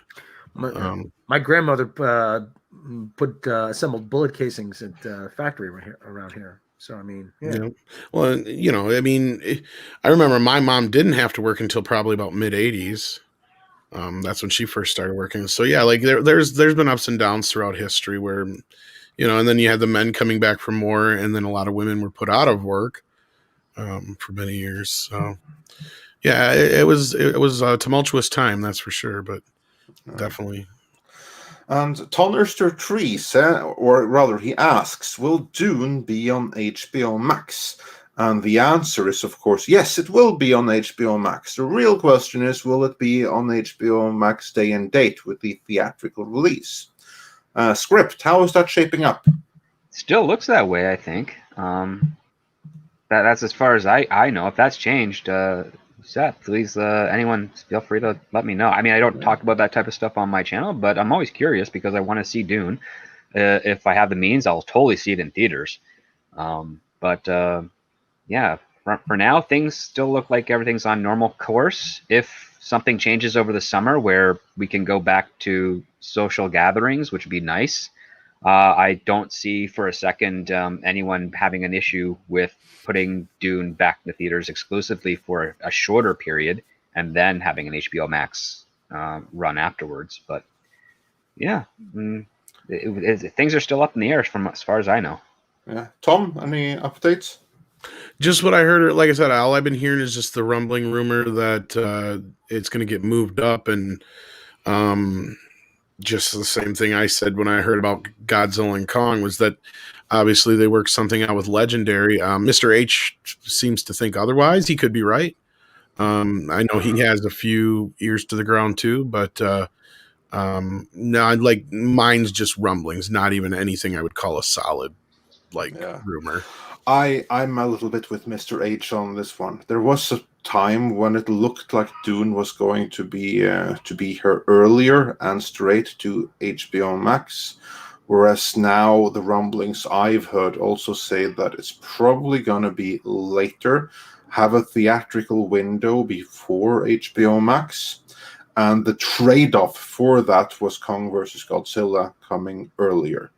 I don't know if that's accurate, but I've heard rumblings to that end myself. So yeah, we'll see how that plays out. But those are two movies that Warner and Legendary, or I should say AT&T and Legendary, have been fighting over. Well, both probably could be true in a sense that, and again, just speculating. The moving up part might have nothing to do with HBO Max, but maybe they're planning on moving the movie up to a summer release in theaters, and then it would be in the fall on HBO Max. That could be. Yeah, could be the case. I mean, I think they're moving it. If they are moving it up, speculatively, it's probably to sort of hit a gap that would be between Godzilla and supposedly Black Widow. Because I'm pretty sure that's going to have a similar Disney Plus, HBO Max type of thing going on. That was what I was thinking too. And not only that, Batman's probably going to get delayed and stuff. And what else did they have for big summer movies this year that I'm trying to remember offhand? Well, Batman was next year anyway. Is it next year? Oh, okay. Yeah, I thought that's that's next year. Okay. Snyder Cut's 4 hours sometime this year. Oh, that we just heard about. I guess they're not going to do it as a series now, all of a sudden. That's a weird decision, I think, if they're going to Henry release that in Cavill. one go. You know what that tells me? That they don't think that it has like the Mandalorian potential and that it might not work out so well for them as they hope. That's what I take away from that. You're saying that people might not come back for week 2, 3, and 4 after the first hour. Yeah. Just have Henry changing in and out of his suit every episode. Well, you know the sad part about that, Anna, is that he doesn't even show up to what? 2/3 way into the movie? What? Don't you remember Justice League? I try to forget it. What? Yeah. Well, yeah, he doesn't show up till near the end of the movie. Remember? Oh, yeah, this is the one with the really bad CGI, right? In the resurrection, yeah. Yep. Well, I'm sure this version won't have the bad CGI like the other version. That was kind of the. Oh, yeah. but he was shirtless in that scene. I do remember that. Yeah, there is a couple more scenes that I think that are going to get reinstated, which is one where he goes and sees Alfred and stuff like that, and all that. I'm assuming, listener. There's going to be only new scenes that you haven't seen before, because virtually every single frame of footage that was in the Justice League that was released was reshot by Joss Whedon. I don't know how Whereas true that the is. one, well, certainly whenever they had to CGI his face, and that was nearly every single scene that he was in, that was a newly shot scene by Joss Whedon. Whereas the scenes filmed by Zack Snyder are largely unseen outside of stills. So yeah, you'll get some. I've seen brand some new footage scenes. already, and it's the same footage almost, but it's just different color timing and stuff. Well, the other part too is that Zack Snyder's intention was a 2-part Justice League film, each film around 2.5 hours. So he's kind of shortening up his own Justice League for the 4-hour cut. And when you shoot something that's intended to be 5 hours long combined, you're going to have a lot of leftover stuff that's not going to be seen when you cut it down to like a 2-hour film with a new director. So we'll see how much different it is. I don't know at this point, but I'm curious. Yeah, I certainly think it's like a weird and mildly troubling thing that they've gone away from the miniseries thing.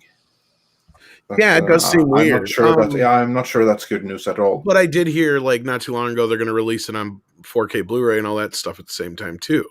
That I took for granted, so I wasn't worried. Well, I about figured that. they would, but I figured they'd wait till it was all dropped and then they would release it.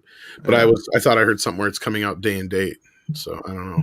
Yeah, well, that would surprise me because that would undercut HBO Max. That would, yeah. Well, that makes sense also to me. kind of shows maybe HBO Max isn't doing nearly as well as they're hoping either. Yeah. I mean, they got their boost from Wonder Woman. It wasn't How as much? big as expecting, but Did you hear numbers? I think it's like 8 million. That's it? Yeah. Ooh. That's not good. That's not good at all. They were probably hoping for 5 or 6 times that. I don't know, but again, that's what the entire 2021 slate is for like one to tag in for the other, and it's going to have a cumulative effect. But yeah, that's not much for Wonder Woman. But again, if it had been in theaters, it would have bombed hard after opening day. Which is funny because it's done the best so far of all pandemic era films in theaters. Well, that's just based on a previous brand recognition, really. You get your version. Yeah. That's all the strength of the previous movies. That doesn't mean anything. All right, moving on from there. Stephen Otten says, "Thank you, Andre. I thought I was the only one who remembered Adderley." I'm sure Script Doctor, you must remember Adderley. I believe that series was from Canada. Adderley? Okay, I take that as a no. Hold on, I just need to know who's the lead in that.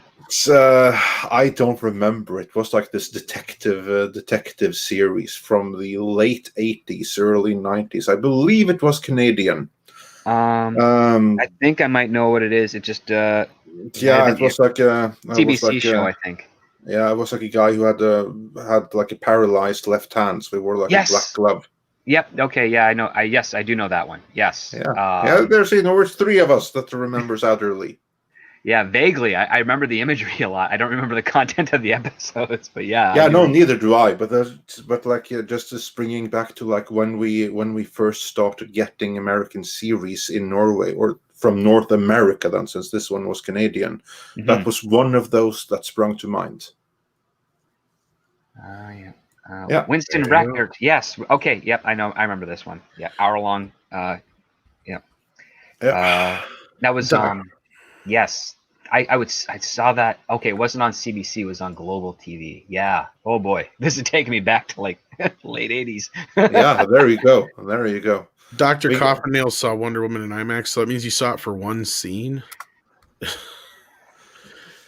Did that scene look any better there, or was it still god awful as Probably- it was on a I would normal think it'd be 4K worse. TV screen?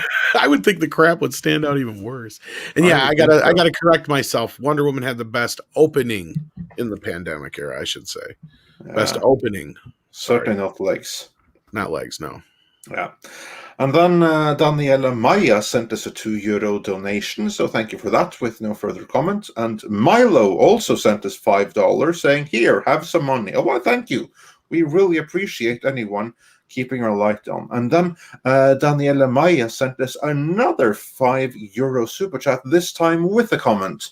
And now she says, "What do you guys think of that article going around that says Lucasfilm is being pressured to drop the Luke/Grogu storyline and possible series?" That I find completely bullshit. Yeah, Like, which okay, article is this? Yeah, I don't even know what it is. But I'm just hearing it. Like, here's the thing: you're going to get a lot of, you know, I'll say this: not everything we hear, obviously, is 100% accurate all the time. We know this. That's why we try to vet everything. And just the same goes for the Uber, other side news too. And we see the same thing in the Star Trek community. Chances are it's somebody on the other side pushing some kind of narrative. Just like the whole, they're trying to force Gina Carano to apologize. Who is? Yeah, that's also BS. That's the big question. Like, and what universe? Maybe behind this? Yeah, they. But then it's like, okay, so is it who? And if it's anybody with any power, it sure as hell ain't happening. So my guess is it's just people throwing things out there because it's people on the other end leaking information. It's this whole Cold War thing going on. Just like Kathy's upset that she's not getting all the attention for the Mandalorian. Now you got me thinking of that Seinfeld bit. Kramer comes in, "They stole my car." He goes, "Who stole your car?" "They did." "They? Who's they?" "You know who did it?" "No, they stole it." "Them? Who's them?" Well, we know who quote unquote they are, but yeah, to say who they are is a lot of the same people who are trying to claim these things are the same people who try to say there's no civil war. So it's like you can't have one or both. But then at the same time, not all people. I'm just saying. Yeah. And that is an article that I have not heard about, but I will say it sounds like utter rubbish. Because what we are hearing consistently is that Favreau is reporting directly to Iger, and they have full faith in him and the Mandalorian because that has proven success. And you know what? It's the single thing in the entire Star Wars franchise over the past, basically since The Force Awakens, that actually not only has success, but growing success. That is growing an audience, and that is selling Disney+. Unlike absolutely anything that the Kathleen Kennedy faction has been doing. So I don't think that either Grogu or anything else will be going anywhere anytime soon. Right. That's my take, at least. Anna, what are your thoughts on I that? want to hear what Anna has to say. Yeah. I mean, the only thing that I could see them putting a halt to that is the expense of the CGI with Luke. I mean, the route I would take with that personally is do an animated show with Luke and Baby Yoda, if that's what they're going to do with it. I mean, I think it would be fine if they just did, Mando, now that he got Baby Yoda back, maybe, he is in contact with Luke still. And so that way you can hear like him talking to, Mark Hamill over the hologram and checking in on Baby Yoda. as Mando is trying to accomplish his mission, which is reestablishing Mandalore with Bo-Katan. But if they wanted to do like just a Luke and Baby Yoda show, I mean, if they have the budget for it, great. I don't know how, they're going to be able to maintain that, level of CGI for a TV show, depending on who's writing it and who's directing it. But I mean, if they did the animated adventures of Luke Skywalker and Baby Yoda and R2-D2, I think that would be, a pretty successful show. I would have watched it when I was a kid. Yeah, it's funny. That's what I brought up too as an animated show. But, don't forget, Jon Favreau is the guy who directed 2 movies with almost 100% animated characters in them. Because he wasn't sitting there with a stake trying to get lions to act. Yeah. Oh, those ones. Oh, that is true, but that's a movie, I know. My question is, how much are they willing to invest in that type of show, as compared to just having, cameos every now and again. But if they did, the Adventures of Luke and Baby Yoda and had it animated, I mean, that's a way to sell toys. That's, a way to get around the expense, and that way you can, budget, give Mando more of a budget, as well as the Boba Fett show and the Ahsoka show and the Gina Carano Ranger show. But then also have like a fun thing that little kids can watch. Because also sometimes it is kind of hard to convince a little kid to watch a real life movie. Like my stepdaughter, she's 10, and it is kind of a mission to bribe her into watching a real life show instead of an animated show. Well, what if they did like a Jedi Academy kind of thing where Luke was more in the background? Because, and honestly, I think they'd be better off using deep fake, but I don't know if they will. But what'd you say, Anna? I'm sorry. Oh, no, I mean, they could try, but I think you have the shows that are for adults, but do they the whole argument is, oh, it's for kids. Star Wars is for kids. But what do they have that's a kid's show now? Bad Batch, I guess. Visions. They were like I said, Star Wars for kids, but yet didn't The Last Jedi win some kind of award for the best mature movie or whatever it was? I don't know if it won any awards besides Razzies. I'd be surprised. Well, that's not true. Have Luke still be live action and cameos throughout Ahsoka, Mando, Rangers, and whatnot. That way, it's more special when you get to see him and it has more of an impact. And then do an animated show, and then that way Mark Hamill can, be Luke again, but voice act him. And then, people that don't want to watch cartoons, because there are some adults that they don't want to watch cartoons, they still get to see, Luke in all of these live action shows, but then also the kids get to see Luke Skywalker and Baby Yoda in this cute animated show. And, they can go simultaneously and not, if you miss out on the animated show, you're not missing any of the plot points in the live action. It's just that extra little added bonus, and vice versa. That's kind of what I was figuring, that you'd have them pop up here and there in cameos throughout these other series. And then if they really did want to concentrate directly on Baby Yoda, that they'd probably do a younger and like a show aimed towards younger kids. Like the Pixar shorts. Exactly. Yes. Every Mandalorian episode or something have, Baby Yoda doing his little thing, and then have Luke in the background going, Grogu, what are you doing? Or something like that. Who ate all my macaroons? No, that's a way to do it, but will they do it? Probably not. But that would be, if I was in charge, that's it would make the direction I would take. It would make the most sense, especially now that you've kind of ended his story, and unless you're really going to dive, like you said, head first into this idea of a Luke training Baby Yoda series, that's probably the best way to go about it. I don't know what anybody else thinks, but yeah, no, I feel like that's what would probably happen if they do anything with it. Well, I'm also thinking about toys, because I mean, I've been obsessed with toys since I was a little kid, and I mean, you get the live action Baby Yoda stuff, but you know how cute you could make an animated show with Baby Yoda. Well, yeah. Even if you get like the Bruce Timm style animated show with Luke and Baby Yoda, and then you can introduce all these other Jedi. And I've been saying this, I'm like, just do the baby stuff. Get baby Wookiees, baby Mon Calamari, get all of the little babies, Grogu's with all these other little babies. And yes, I know it's ridiculous, but do you know how much that stuff would sell? Well, right You're here, talking like a Muppet Babies take on I've- Star Wars? It is, yes. these here are an animated style. See? Okay, but those aren't as cute. No, but like, you know what they remind me of, and I think they're based on? Somebody did Baby Yoda and Chuck Jones style animation, and that's kind of what they reminded me of. There was already a guy, Gendy Tartakovsky, who did Clone Wars. He's already got some Star Wars experience. Bring him back. Oh, in. I hated that style though. Yeah, but still, it might That's lend not well cute. No, You it need to wasn't make it intended to be cute, so cute. it'll sell. It was supposed to be like Samurai Jack, but he's got a broad range. He can do a lot of stuff.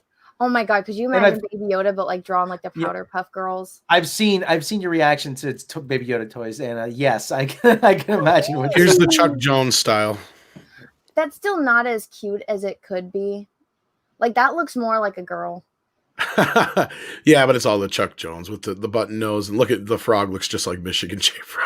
Look at the expression on the frog's face. Oh shit! Remember when Puss in Boots was on Shrek and he did the big kitty cat eyes, and it's like, so cute.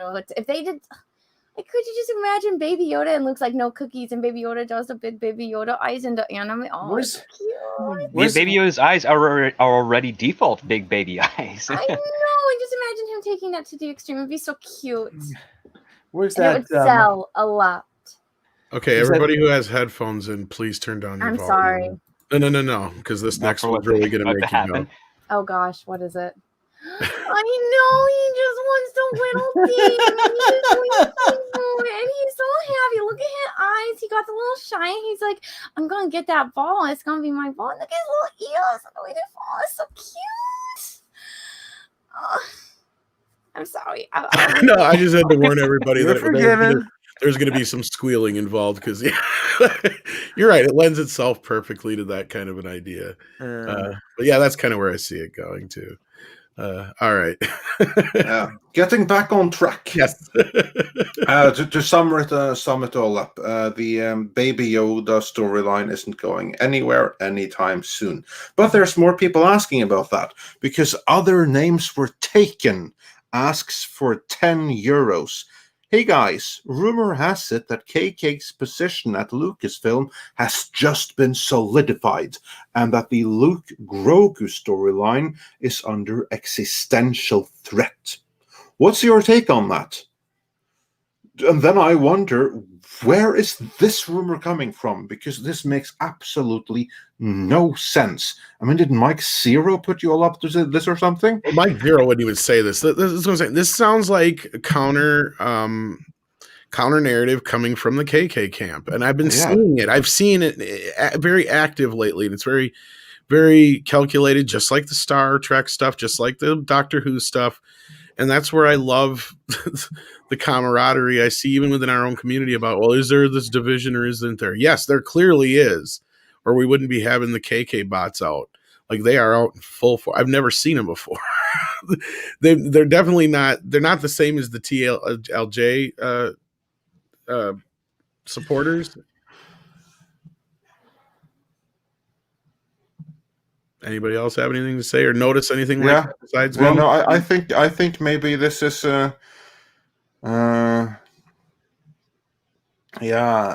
wonder, like, if maybe you got this covered as written something or something. I don't know. Well, go look in our comments section, Andre, and you'll see a bunch of them where they're trying to remind everybody. Oh, don't forget, Kathleen Kennedy was actually the executive producer. She's there we go. You got a ton of these. It's just like the Star Trekkers and Trekkies and the Doctor Who people, which we don't cover much Doctor Who, but if you go on any of those videos, it's the same shit.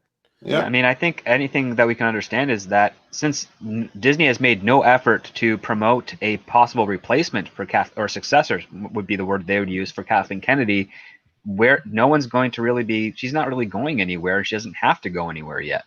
So, I mean, I don't think anything's locked. I just think that, until they can find someone who wants to, who first and foremost wants the job, and second can do the job to the expectations that Disney needs, I don't think she's going to be leaving anytime soon, but I don't think she's going to be there forever.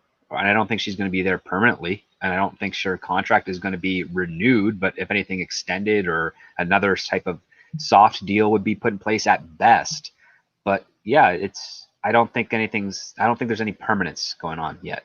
Yeah, so I wouldn't worry about the Grogu storyline being under any kind of existential threat just yet. Well, one let's thing we say. keep hearing too, and I want to hear Anna chime in too on this as well, is unless Rob has something to say too, but like the whole thing we keep hearing is she's more worried about Indiana Jones, and once that's done and out of the way, then she don't care.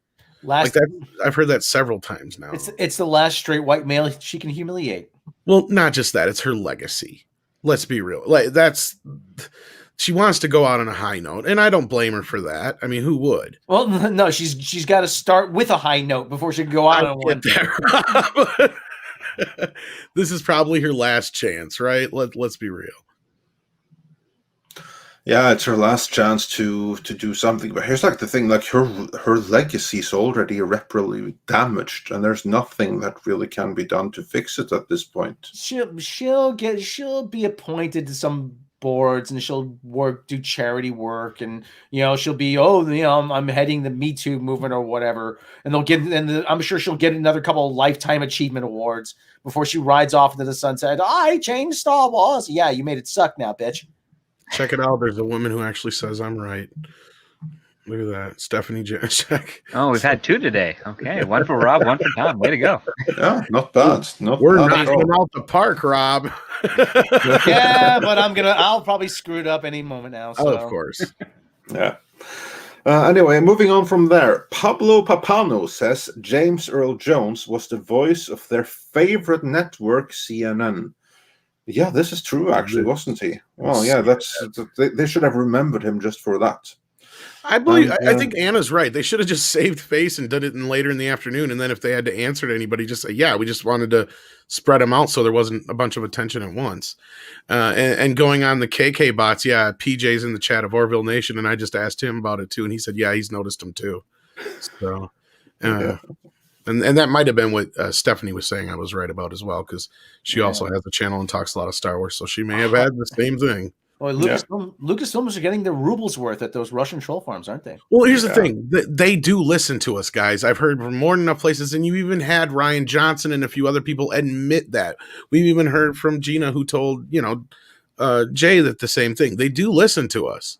Well, no, even that High Republic author, he blocked me before anyone else did, and then he's still responding in that stupid chat. He did this passive-aggressive tweet saying, "If you show up in my comment section just to start fights and to call names, I'm gonna block you." And I'm like, I never do that, but all right.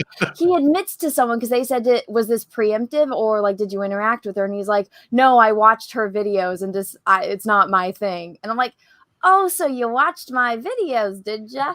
Interesting. Yeah, well, just like that other. I knew who you were. Justina Irish blocked us after we did that show on her too. But you know who she did a blockchain on all of us. You know who she hasn't blocked yet? Who? Pope Bob Iger. A white man. His Holiness Pope Bob Iger. Oh, it's his fake account. Oh. Which he shouldn't keep telling people, but anyway. Oh, come on. People know it's me. Come on. And moving on from there a little bit further, but still on the same topic, 2-Inch Kinnell says, isn't it funny how they need the classic cast when they need box office? Darth Vader for Rogue One and Luke for Mando. Get a clue, Lucasfilm. Yeah, good point. And MT says for 15 Australian dollars, thank you so much. Sorry if you've already covered this topic. I've only just joined the stream. Yesterday you mentioned a rumor that the Loki show has gender swapped the actor. Is this reliable? Tell me it's not so. Tom, care to repeat? Sorry, I'm in the middle of a phone call. My bad. Okay, then I'll repeat it. Honestly, we don't know. What we do know is that Tom Hiddleston is credited for being in all 6 episodes in some capacity. But reportedly, there's a female Loki in 6 episodes as well. So exactly how that's going to play out, we don't know. But there's going to be some kind of gender swapping going on. That's probably likely. But that Loki will be permanently gender swapped, I think is less so. But we shall see. Remember what he did in Sorry. Thor: Dark World, where he was just pretending to be a bunch of other people? Yeah, I could see that happening. No, yeah, from the looks of it, it's kind of weird. I heard from a few places that was the case, but both actor and actresses are listed for all 6 episodes, so we'll have to see, I guess. Yeah. But don't relax just yet, let's say. But also don't stress too much. We'll just have to wait and see. And then Russell Hall says, I agree with Anna. If someone's going to be a jobless loser, they could at least have the decency to be drunk as well. Thank you. God damn it, Cecil. Listen to your fans. He's probably not even listening. I know, but this is disgraceful. He messaged me to say, hey, Anna, how far along are you on that project? And I'm like, I'm working on it. Are you still sober? Yeah, so shut the fuck up. Don't judge me. Yeah, he should have the decency to take up drinking again. Listen to public demand. And Marty says, for 10 Canadian dollars, thank you so much. There is a lot of libel being thrown around right now towards both Hamill and Lucas. I am getting sick of it personally, seeing as I can actually fact check these people pretty quickly. Well, there you go. And Adam Wofford also says, for $10, thank you so much. I knew a guy like that. He went on one day, then he made 6 touchdowns in the first quarter, and I add with, yeah, just 6 out of how many games that year? We don't talk to each other anymore. So yeah, that would be the real life Al Bundy, I guess. stuck in high school. And Goose the Loose says, J.E. Jones got a birthday message on Facebook, but not Twitter. Odd. Yeah, that would be James Earl Jones. So yeah, on Facebook he got a birthday message, but not on Twitter. I had no idea. Was it from the official Star Wars Facebook, though, or was it just one of the fan groups? I don't know. Feel free to update us in the comments, Goose to Loose. And Silver Nova says, for another 10 Australian dollars, thank you so much. That really keeps the light on. Until KK and her ilk cease to be so concerned about the opinions of others, we will never be able to talk to them about our legitimate concerns regarding Star Wars because they won't be listening. No, they might not be, but the higher-ups that count money and need Disney Plus to prop up Disney's share price, they're listening. So there's that. Right. And Kyle Dawson says, are you all going to discuss the Trads WandaVision?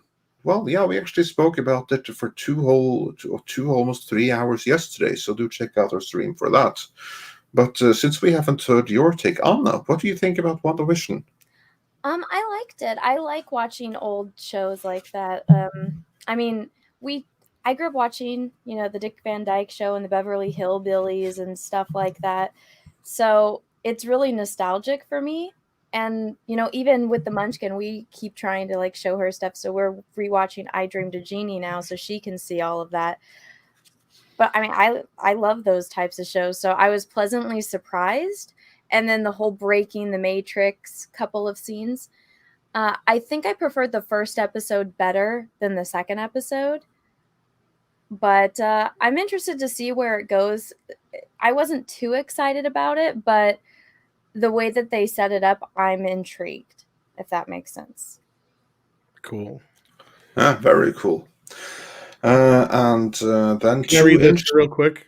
Simon Smith sure. says, $5, $10, $20 each time. That really helps keep the lights on. Is Andre growing weed? Hey, are you growing weed and not sending any this way? You know how difficult it is to ship across the Atlantic now all of a sudden? Rob? Yeah, so that $20 really comes in handy, right? Yeah, sure it does. No seeds that you don't need. Acapulco Gold is Bears weed. Hey, man, What do you think the Midnight's Edge is? I didn't do that again, man. I don't think that was a good take. I will also say that here in Norway, midnight sun isn't until summer. Right now, we have fairly close to the polar circle, where we have like just a few hours of daylight right now. So keeping the lights on is most welcome. I saw a webcam from Levi, Finland, which is above the Arctic Circle. I'm like, I couldn't do that. It was like it's from a ski resort, but it's 24 hours of darkness. I'm like, I get it. I get why people go insane when you don't see the sun. Yeah, they need to get some giant mirrors to redirect the light up there. Yeah, I like that. Mr. Tickle Trunk's like, he didn't deny it.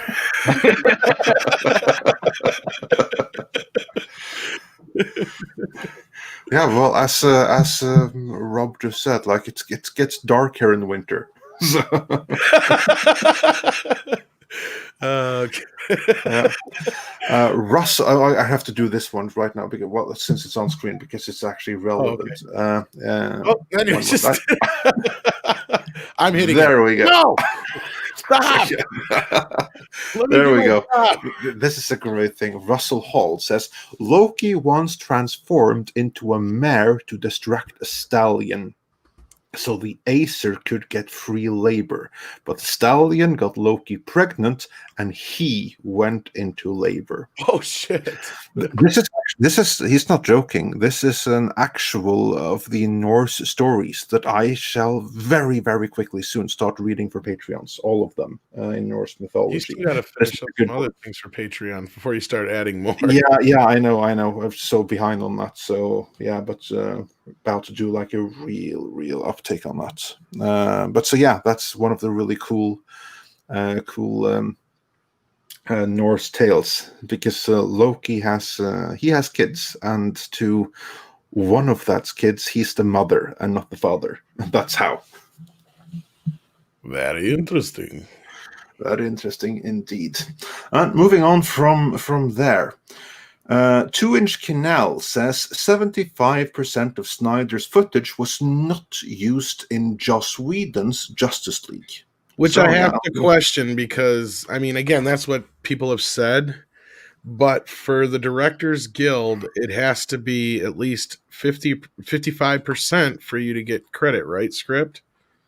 Well, that's the general rule. Then it also goes into WGRG arbitration, or sorry, Directors Guild arbitration as well. So like, there's a lot. I think this movie did, if I remember right. I think you might be right there. I can't remember, but yeah, there was talks of it being co-directed, and then I think Zach got final director credit, if I'm not mistaken, and sole director credits. So, yep. Even though he says he's never seen that version of the film, but yeah. I mean, well, Joss Whedon was the director in the editing bay with that team. So my point is that Joss probably used 50% of that footage, but that doesn't mean that like we won't get like a similar situation to like the Donner cut here, where Zach will deliberately use different takes just because, even if he did shoot a lot of that stuff. But I'm sure a lot of the Joss isms are his stuff. Don't get me wrong. Like, we know, like, the whole finale was reshot. All the Superman stuff, I believe, was reshot, like Andre said. Batman doing the whole "Can you bleed?" callback. Yeah, you can tell. That's totally what Joss Whedon. Well, you can tell when it's different different Ben Affleck, because he gains like 10 pounds between shots. Yeah. Yeah, so it'll be interesting to see when we get the full 4-hour cut of the movie. I'm actually a little bit disappointed by that. I like the idea of it being split into a series, because it's not the actual Snyder cut we're getting, but rather the reconstructed rough cut, or like work print. That's like what we're getting. But yeah.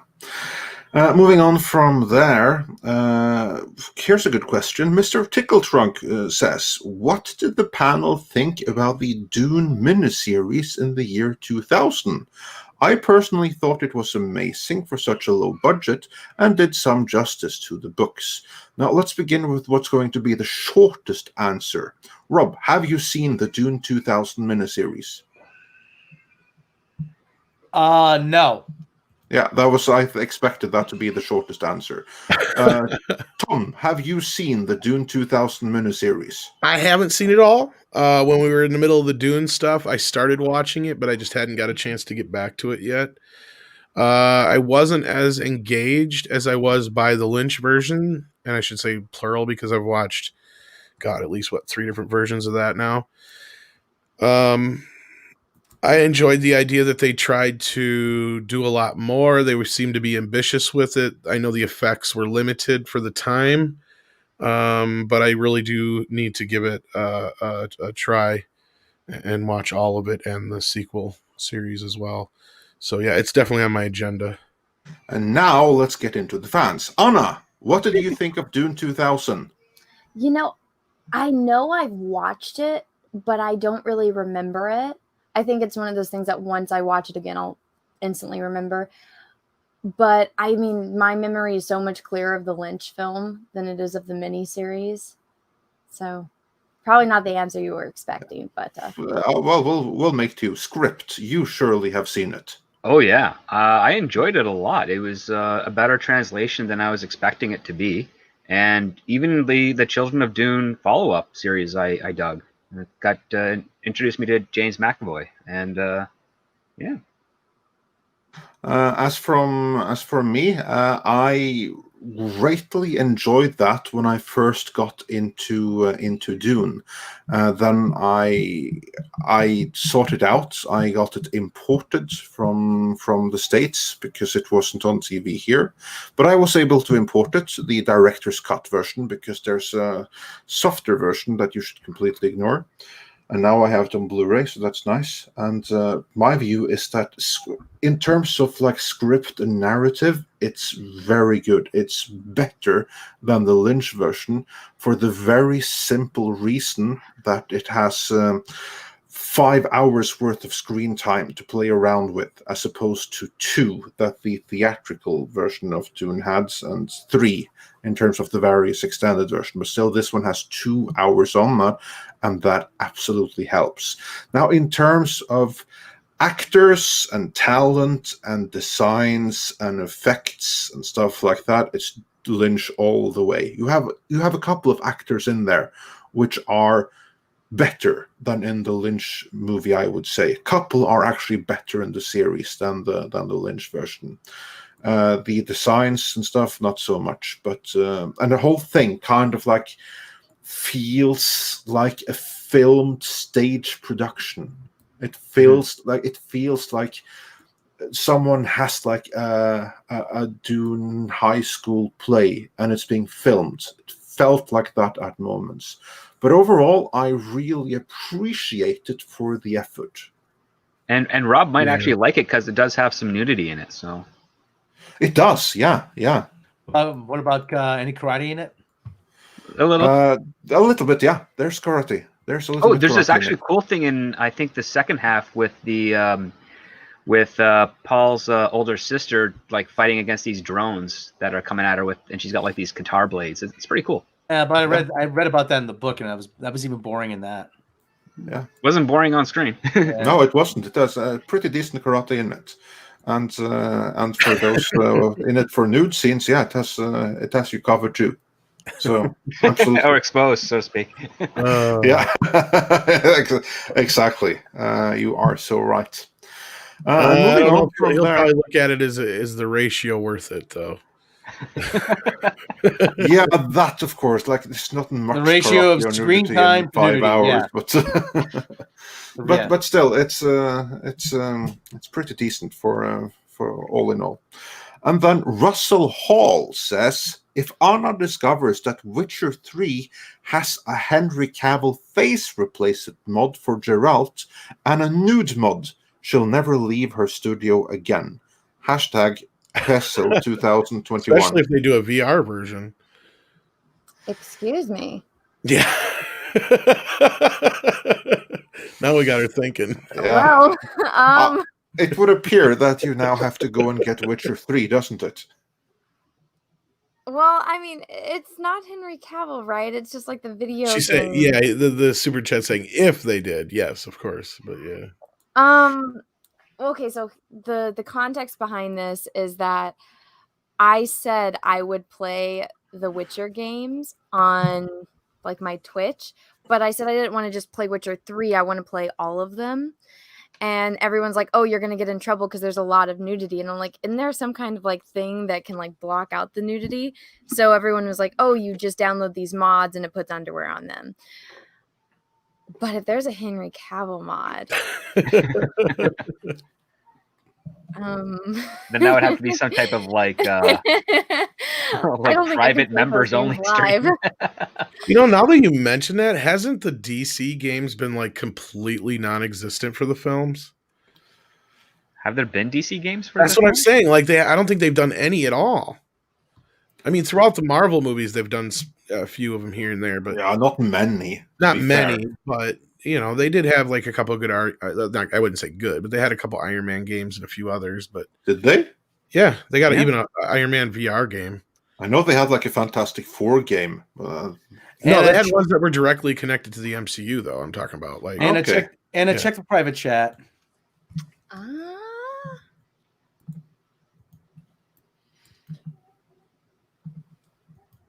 All right, I'm waiting for this to oh, load. for fuck's sake!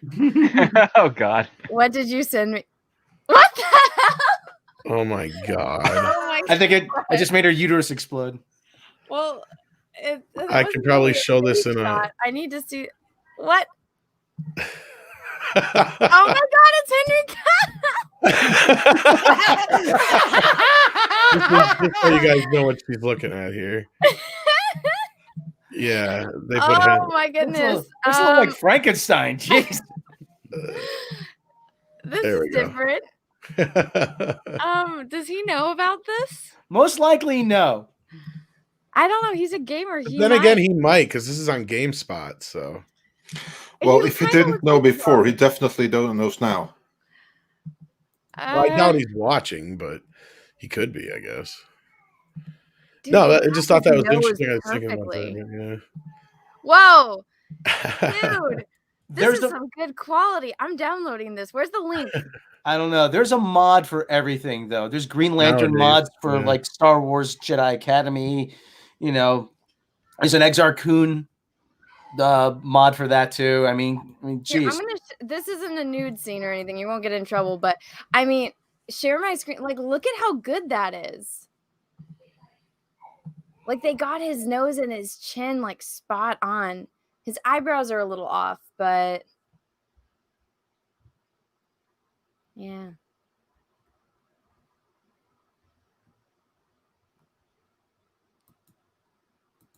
Hello. I guess we're all just admiring Henry Cavill's. I was just letting you. Yeah, I was talking to somebody else in the background. For, Oh no, I'm sharing my screen so you can see like the mod that Rob sent me. Oh, Let's see. God, Tom, you do it. I was gonna say, let me do my job, man. Yeah, but you were busy talking to someone. I was for a second. I was talking to Tom Conkle, but yeah. It's pretty close. The one I had it froze on looked really good, yeah. Which image did you have it frozen on? I think I took it down, but hang on. It was when he was talking to that kid. Oh, Siri. Yeah, and it was in the sunlight. It looked like just like him. Yeah. Oh yeah. Here, this one. Here, share my screen. Yep. Yeah. Oh yeah. I need this mod. Somebody email it to me, please. And thank you. You're gonna get like 2,000 emails, but yeah. Well, I'll definitely. It's You probably great bribery to get me to play this game sooner There rather you than go. later. what are the specs on Witcher 3? It probably needs a pretty beefy computer. 3.3 processor, 6 gigs of RAM, 35 gigs of hard drive space. AMD. I don't know what any of this means, Rob. All I Well, know is how- that I how have a new- computer that can run this. Okay. You know what Rob's computer looks like? I have to You bribe open it him. up and it has a little dinosaur in there running around on a hamster wheel. I have to bribe the Mm. hamster every once in a while with M&Ms to get him to run faster. Wilma, when are we getting a new computer? Exactly. Brad, we bought one last Christmas. And with that, before Rob gets a new computer with new hamsters, let's move on to the next super chat. Orville Nation.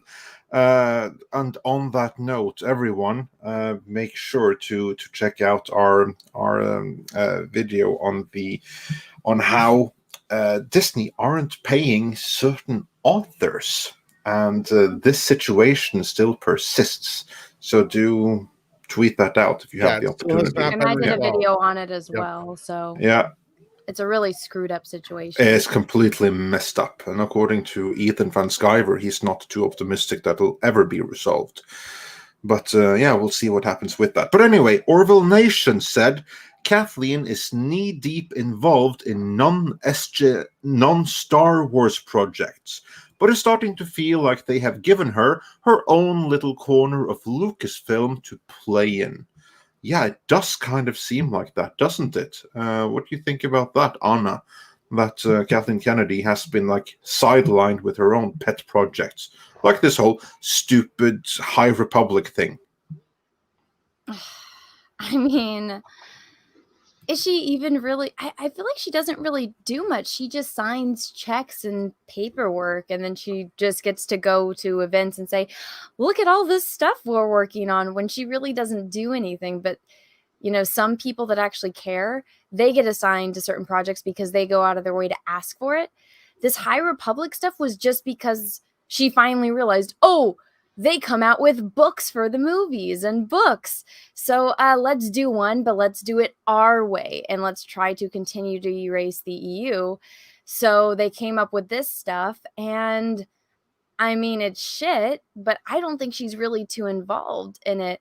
Like even have you guys looked into like the Chinese only one? Yeah. I Have you read it? No, but we brought it up when you sent that stuff to me. But Yeah, I'll send you the chapters.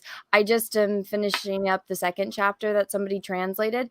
Did you know it's a series about a Jedi named Sean who can't use the Force? He's a Jedi, but he's a Padawan, but he's not strong enough in the Force. And so what he does to accomplish his mission is he becomes a good baker. And he learns how to make Kashyyyk cake. So they turned him into the Terminator in Dark Fate. Lovely. Yes. You may be right about this High Republic thing, but I kind of think it might be a situation where, it's something to keep her and her ilk busy, and B, I think it's more so like they wanted to do, because notice how they're pushing it like it's some big deal. I think they wanted that to be like, because this High Republic thing's been talked about for a while. I think they wanted that to be like the next big run of what was coming up. But Iger was like, no, it needs to be able to be proven first. So that's why I think maybe Iger was like, you can do some comics and books, and if those sell well, then maybe we'll give you some series and movies. I could be wrong, but it seems more like that to me. Script, does that seem plausible? Possibly. It's. I mean, when you're dealing with, even though I do work in the publishing side of things, I've never worked for it where it crosses over with Hollywood properties. So I don't really know all the rules and stipulations in there. But I would not be surprised if the story group has their own little busy work type of thing, and they're doing their own stuff. So I say it's possible. Yeah, there you go. And moving on from there, we have Stephanie Janisek's Smuggler's Cantina says, hey, oh, fellas and chick. Hey, Stephanie. And Borg Porg says, Katy Perry should be the female Loki. Oh, they already have it cast, but she's I wouldn't say she looks like Katy Perry, but she looks almost like a female Tom Hiddleston, though. Well, she can't act, though, Katy Perry. Has she been in anything? One episode of How I Met Your Mother, and she was terrible. Oh, there you go. And moving on from there, Roger Haynes says, if WandaVision does an 80s sitcom, they should do Alf with Rocket Raccoon. That'd be awesome. That would be, or better yet, Howard the Duck. But yeah, no, I'd totally be on board with that. Yeah, that would be sweet. Of course, I still want Married with Children before anything else, that they get into that. That would be freaking hilarious. And I brought up my Married with Grandchildren idea on the Cobra Kai thing with Critical Drinker, and evidently it's very popular in the comments. So I don't know, Script, you might want to start pushing that idea. See if you can get a hold of Ed O'Neill's people. Oh man, so many things people are asking me to do right No, now. I know, great. but that one's actually got some real potential, I think. If I can get into contact with one of the original writers of it, yeah, maybe. That too, yeah. There you go. Or somebody who's actually in charge of it. Because yeah, I think like the idea I had that everybody seemed to gravitate towards it. Like I'm not even kidding. There's more than like a dozen comments that are like, "I need Married with Grandchildren." It's like that sounds so amazing. I love it. Yeah. And getting back to Loki, and presumably Loki getting pregnant and being the mother of a little baby horse thing. Diego Flores says, after that Loki story, Tom, we need a short of Odin chewing out Loki for that, with Andre voicing Odin, and Rob playing Loki using George Takei's voice to say, "Oh my, I liked it." Oh my, I liked it. 6-legged horse. Actually, 8-legged. It's 8 legs. Okay. 8 legs, yeah. So his name is Sleipnir, Odin's horse. Yeah. Sleipnir. And Phage Lives says for $9.99, thank you so much. I want to thank you guys and gals for such great content over the years. Oh, thank you. Thanks for watching for years, no less. We really appreciate long-term subscribers and watchers, and indeed new ones too, and everyone that takes the time out of their day to watch us, or to listen to us rather, as we ramble and try to cover news and stay serious, which isn't always easy. Absolutely. So where are we at now? We are at Grand Wasu 42, who sent us a little puppy super sticker, so thanks for that. And Russell Hall says, Witcher 3 Nexus for all your modding needs. And finally, Nelson Sheretta says, Anna needs glass of wine and 5 minutes of alone time.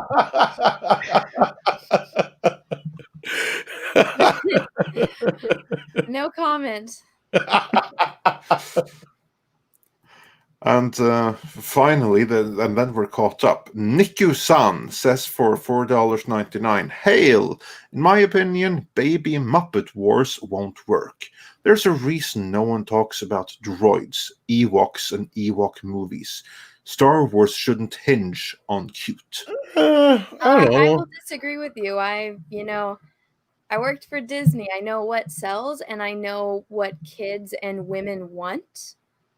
Believe me. I mean, look up the show Too Cute. That's a very popular show on Animal Planet. What is it about?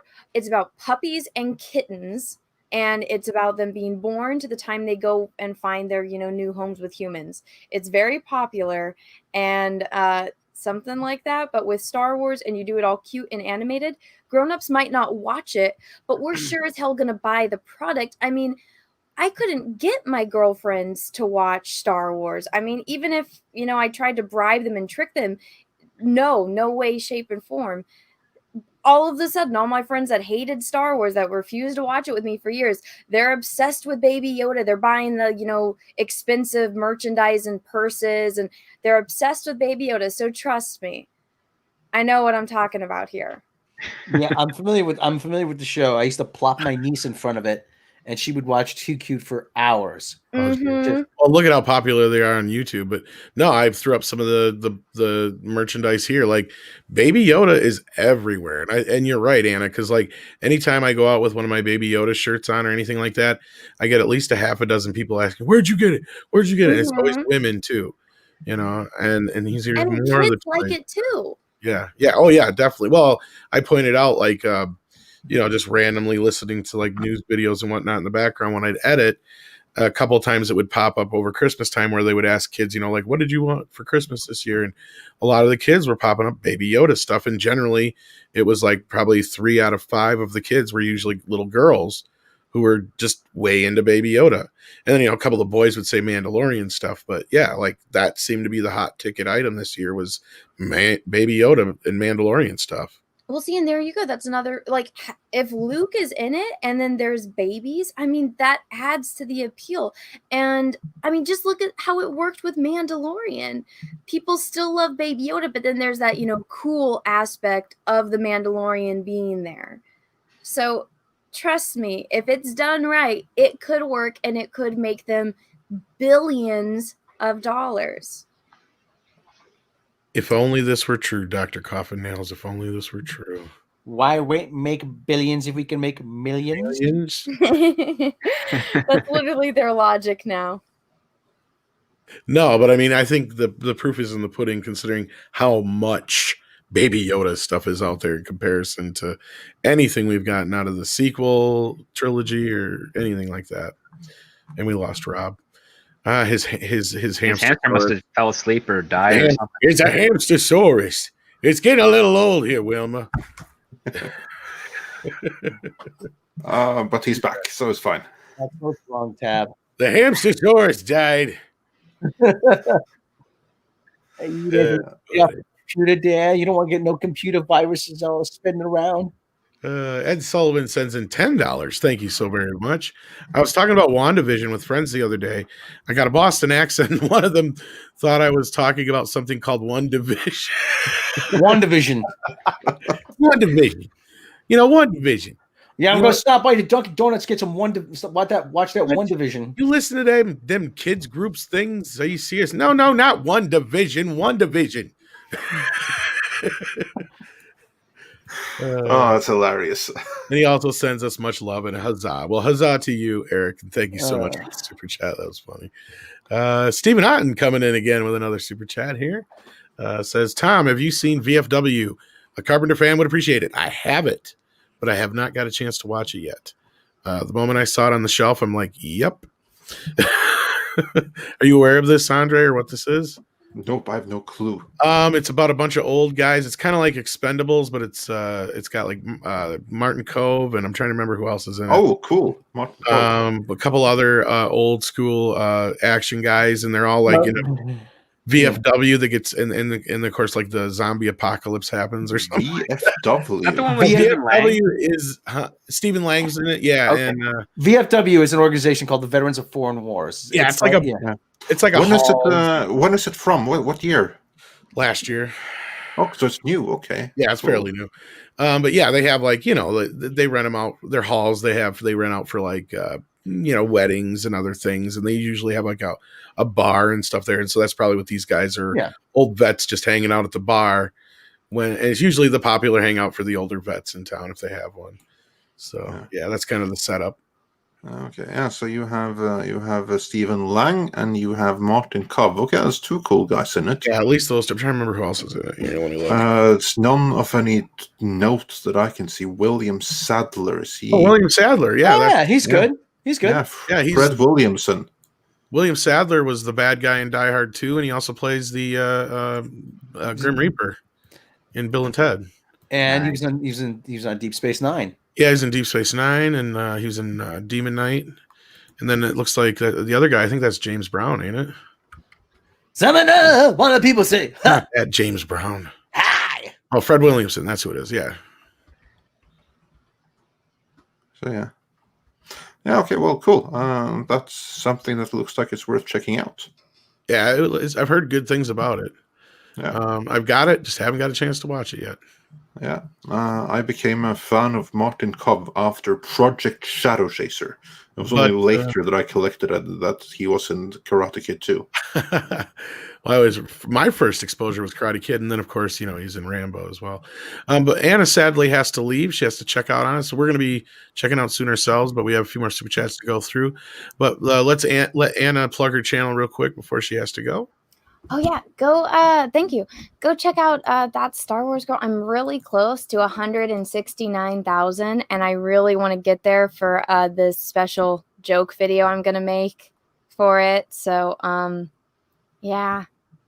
I wanted it to like be in tune with like the new year, but it's okay. So yeah, if you haven't already, go subscribe to my channel, just that Star Wars Girl.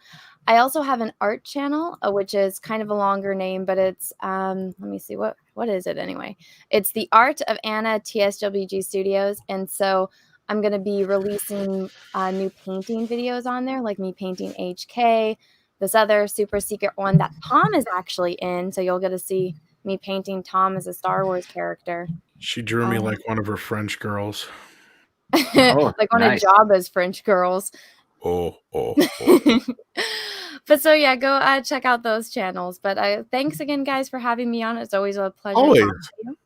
And All right. I will see you guys next time. Take care. We'll see you soon. Bye. All right. Next, we got 80s. Totally awesome. I like that icon.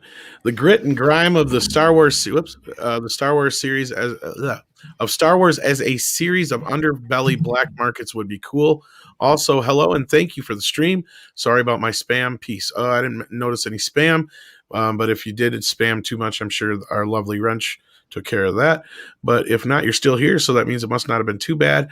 As far as the underbelly, wasn't that what that one Star Wars series that George Lucas was working on was kind of about? There was supposed to be a game, Star Wars 1313. There's a game, and then there was this.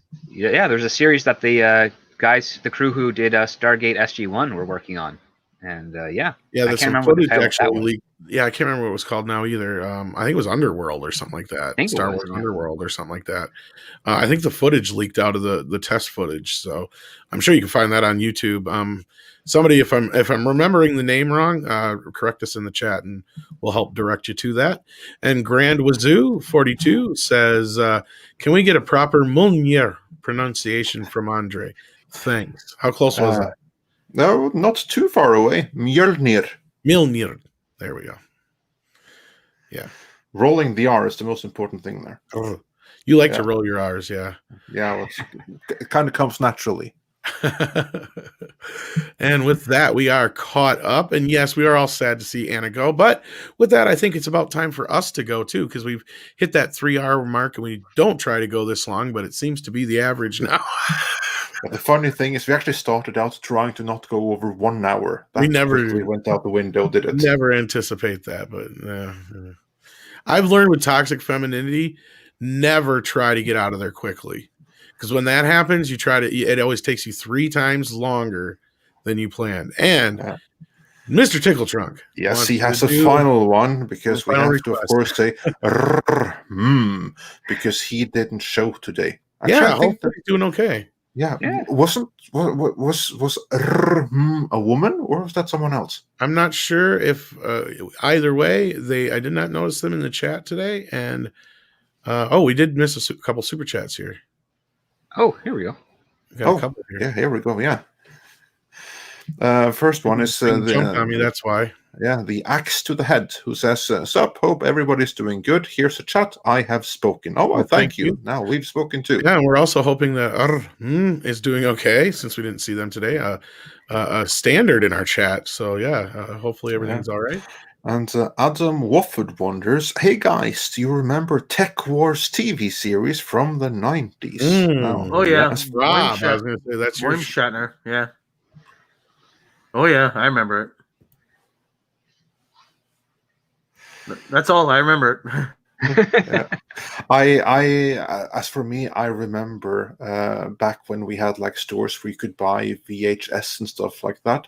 They had VHSs of the series imported from the UK, but I've never actually seen a single episode. I know like the title, William Shatner's Tech Wars, but I've never seen it. It's not very good. No, I didn't think so. It's not very good, you say, huh? Yeah. Mr. Tickle Trunk sent in another one, says, go ahead, Andre. Yeah. Is indeed female. I stand corrected. I did not know that, but now for some reason that I do, it's even more titillating. Yeah, I should say so. But hopefully, is doing okay, since we didn't see her today. But Pepperidge Farm does remember. So, talk about the Tech Wars thing, I believe. And with that, I want to tell all of you, thank you very much again for being here. We can't do this without you. And we're so happy that so many of you join us every other day. Don't forget to join us again on Wednesday and Friday, of course, at the same time. Tonight, we've got Toxic Femininity at 9 p.m. Central. And the ladies will be talking all about WandaVision and a few other things. So be sure to check in with that. And Script Doctor also has a channel as well, where he goes through all kinds of entertainment, fun stuff. He's got all the cure for all your entertainment needs. Isn't that right? I sure do. So check out that. He does all kinds of reviews on Picard and Star Trek Discovery and Mandalorian. And what else have you done so far? A couple. I've done Batwoman, and apparently season 2 came around. And so we'll see about getting back into that, because that's something. Oh, It's something all right. And Rob also has a channel, but he also does stuff over on Midnight's Edge After Dark as well for us. And Andre, is there anything you want to plug before we head out? No, I just want to let everyone know that we'll be back again live on Wednesday and on Friday at the same time. That's 9 a.m. LA time and 6 p.m. Central European time. We'll also have some regular editorial content, some of it Star Wars focused in the meantime, so do check for that. And also special thanks for Mr. H Reviews, who was the first to join us today in today's show. Oh yes, and also also check back for his show in I think about it's like roughly 1 an hour. hour. Then he'll have Lauren Chen coming on. Absolutely. So do check that out. So send some love over there from us here, and I'm sure our lovely Wrench, thank you so much for being here today. Natasha's Claudia, she's been sharing all the links, and there she just shared Mr. H's link. So go ahead on over there if you haven't already subscribed. And with that, I think we will bid you adieu for today. Thanks again, everybody.